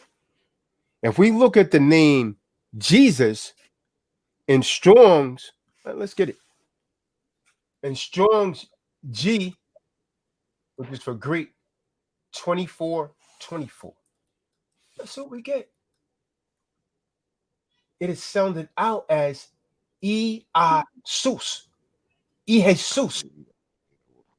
Showing you that the names are not the same. Jesus.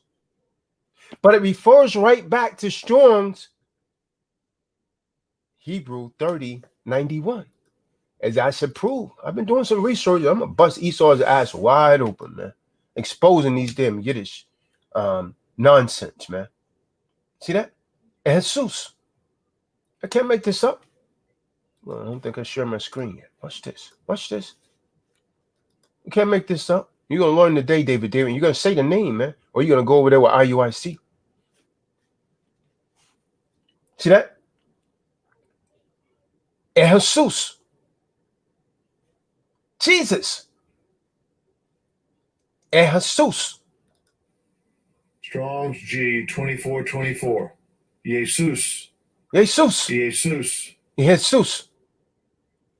Who's this referring to? Jesus. Justice. Jesus. Jehovah is salvation. See that? Yahweh is salvation. Same meaning. They're trying to say it has the same meaning as Yahshua. But how the hell does Yahshua pronunciation is that? And you get this from Jesus, what they're trying to tell you is the same. They got you worshiping the devil, man. And Zeus. They got you worshiping Zeus. Can you see that, David? But I hope you're getting this, man. I can. You guys are getting this, man. God. So they got you worshiping Zeus, man. But it refers right back to Joshua in Strong's Hebrew 3091. Yahusha. Or they say Yahusha. Want further proof on Benaiah? Put that sandwich, put the cookie down and get Acts 7:45.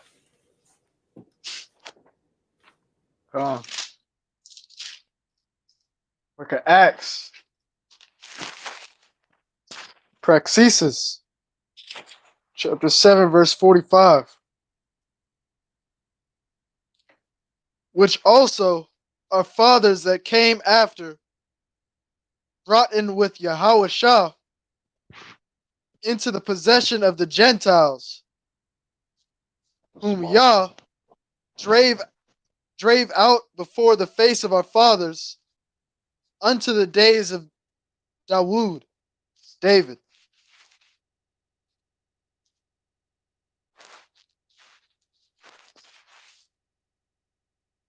They'll show you that they've been in the book, man.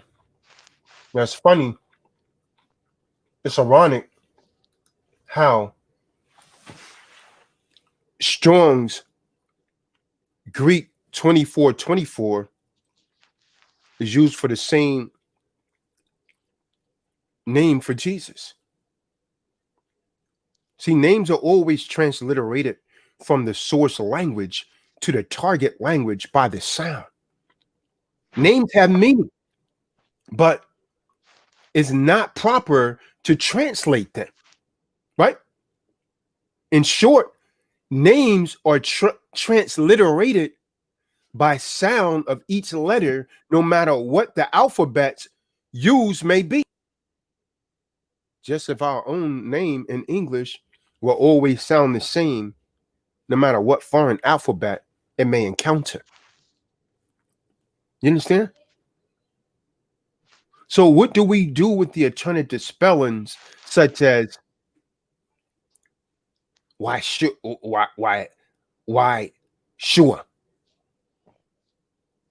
Yahusha?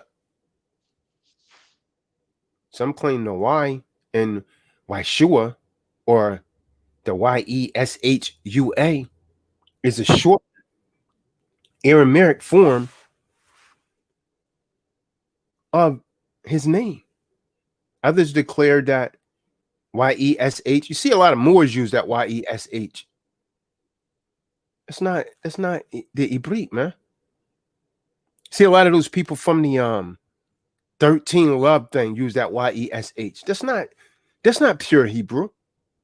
That's Yiddish. That's Aramaic, and you're speaking Yiddish. You don't even know what you sound, man. But after this video, you should. See that Yeshua is a form of Yeshua. That's unscriptural acronym of Yahweh's name.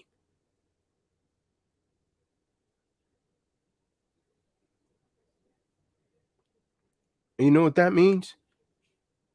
Yamach, Sham, Azikla. Meaning may his name be blotted out. So we could see why this would be the name that the enemy would use. Think of why?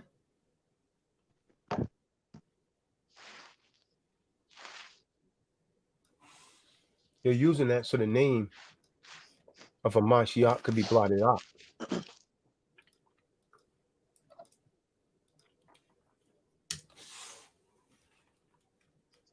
That's crazy.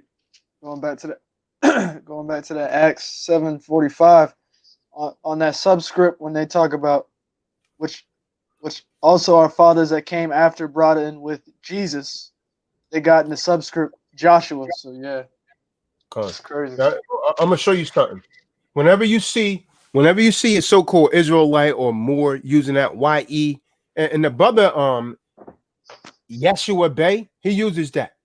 I automatically look at these people and say they're unlearned, and maybe they could come over here and learn. Because you know what they're doing? The very same Edomites that they claim to hate. This is where they're getting this garbage from. That is nothing but Aramaic, and they're following the Yiddish doctrine. Watch this. Let me show you. Someone read that. Someone read this. I'm gonna kill them them Meserites today, man.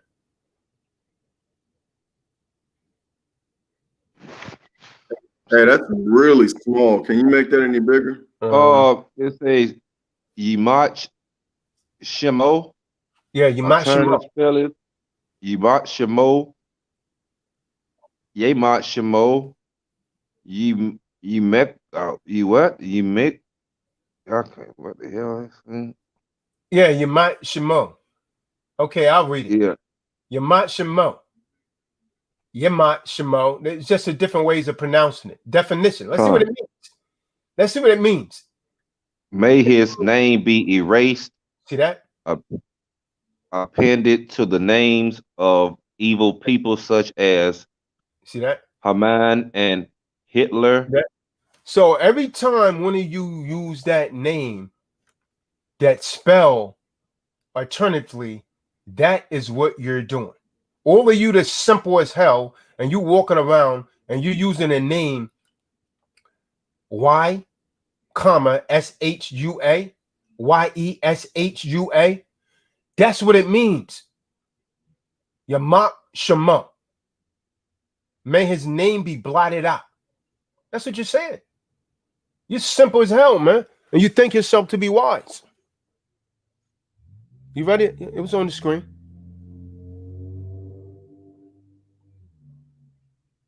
I wanted to say Yahweh. You know, they still use that Yahweh. A lot of them still use that Yahweh. Yeah.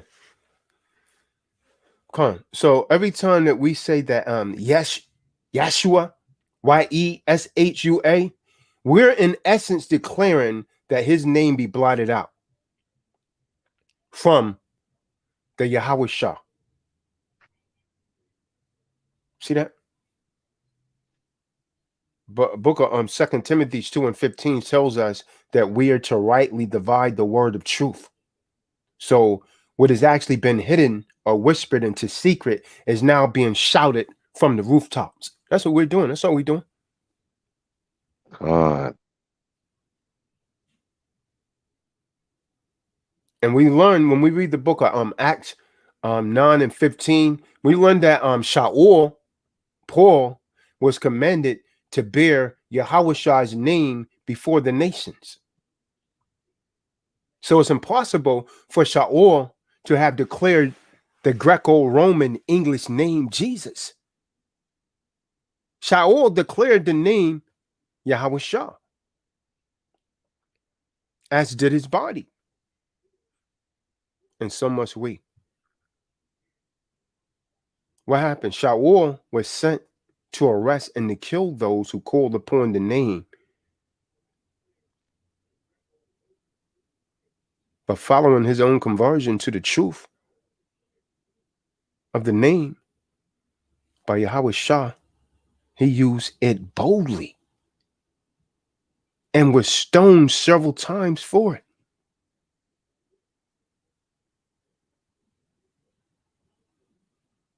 They wouldn't have stoned him if he had used the name in error. They don't care about you using it in error. So in conclusions, Akim and Akwatham, we must make a decision. How long do we waver between opinions? If Yahweh Shah is Elohim, then serve him. If Baal, Lord, is your Elohim, then serve him.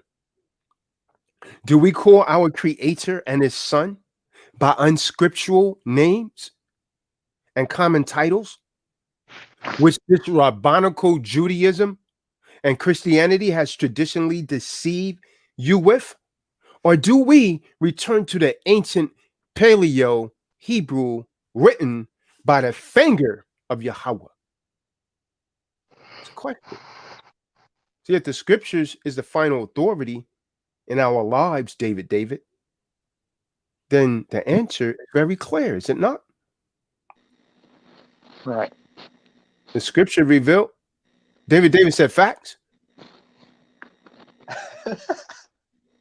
Right. Right. Can you hear me now? Israel's words, man.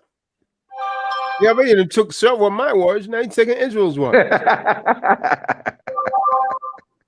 He's already saying, "Stop me where I'm lying at," and so on and so forth.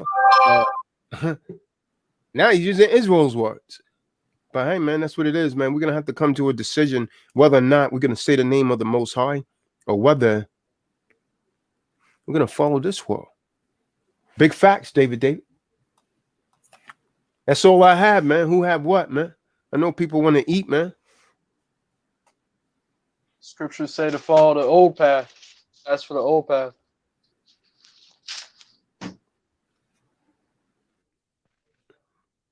Clean Like Linen just came on the call, man. What that boy Clean Light been doing?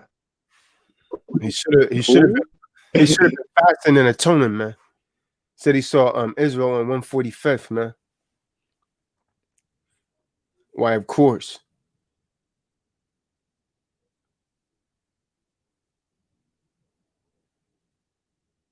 He said Israel stared dead in his face, man. So, man, anyone else got anything, man? Salakia, you know, Jake looked the same with the mask on.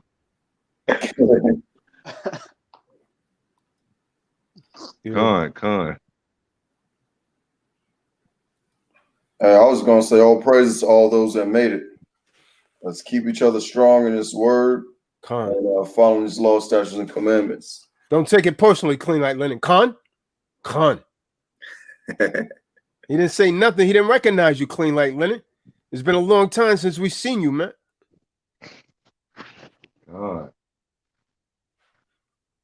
Anyone else got anything, man? Marty Ma. I think we digress. My mind's been ashamed. I think we digress. I'm right here. Soaking it up, brother. Marty Ma. What's good? All right, man. I'm gonna throw the link in the. Hey, thumbs up as you come in the room. We got some low thumbs up on this, man.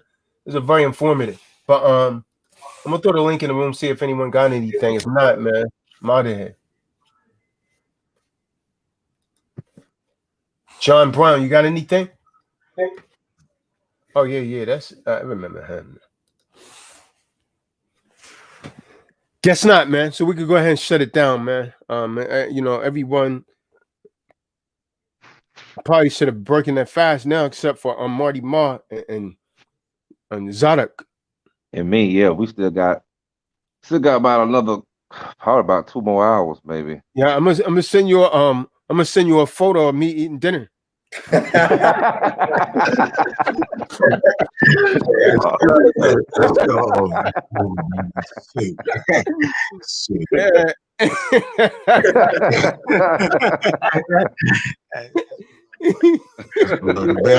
Crazy. It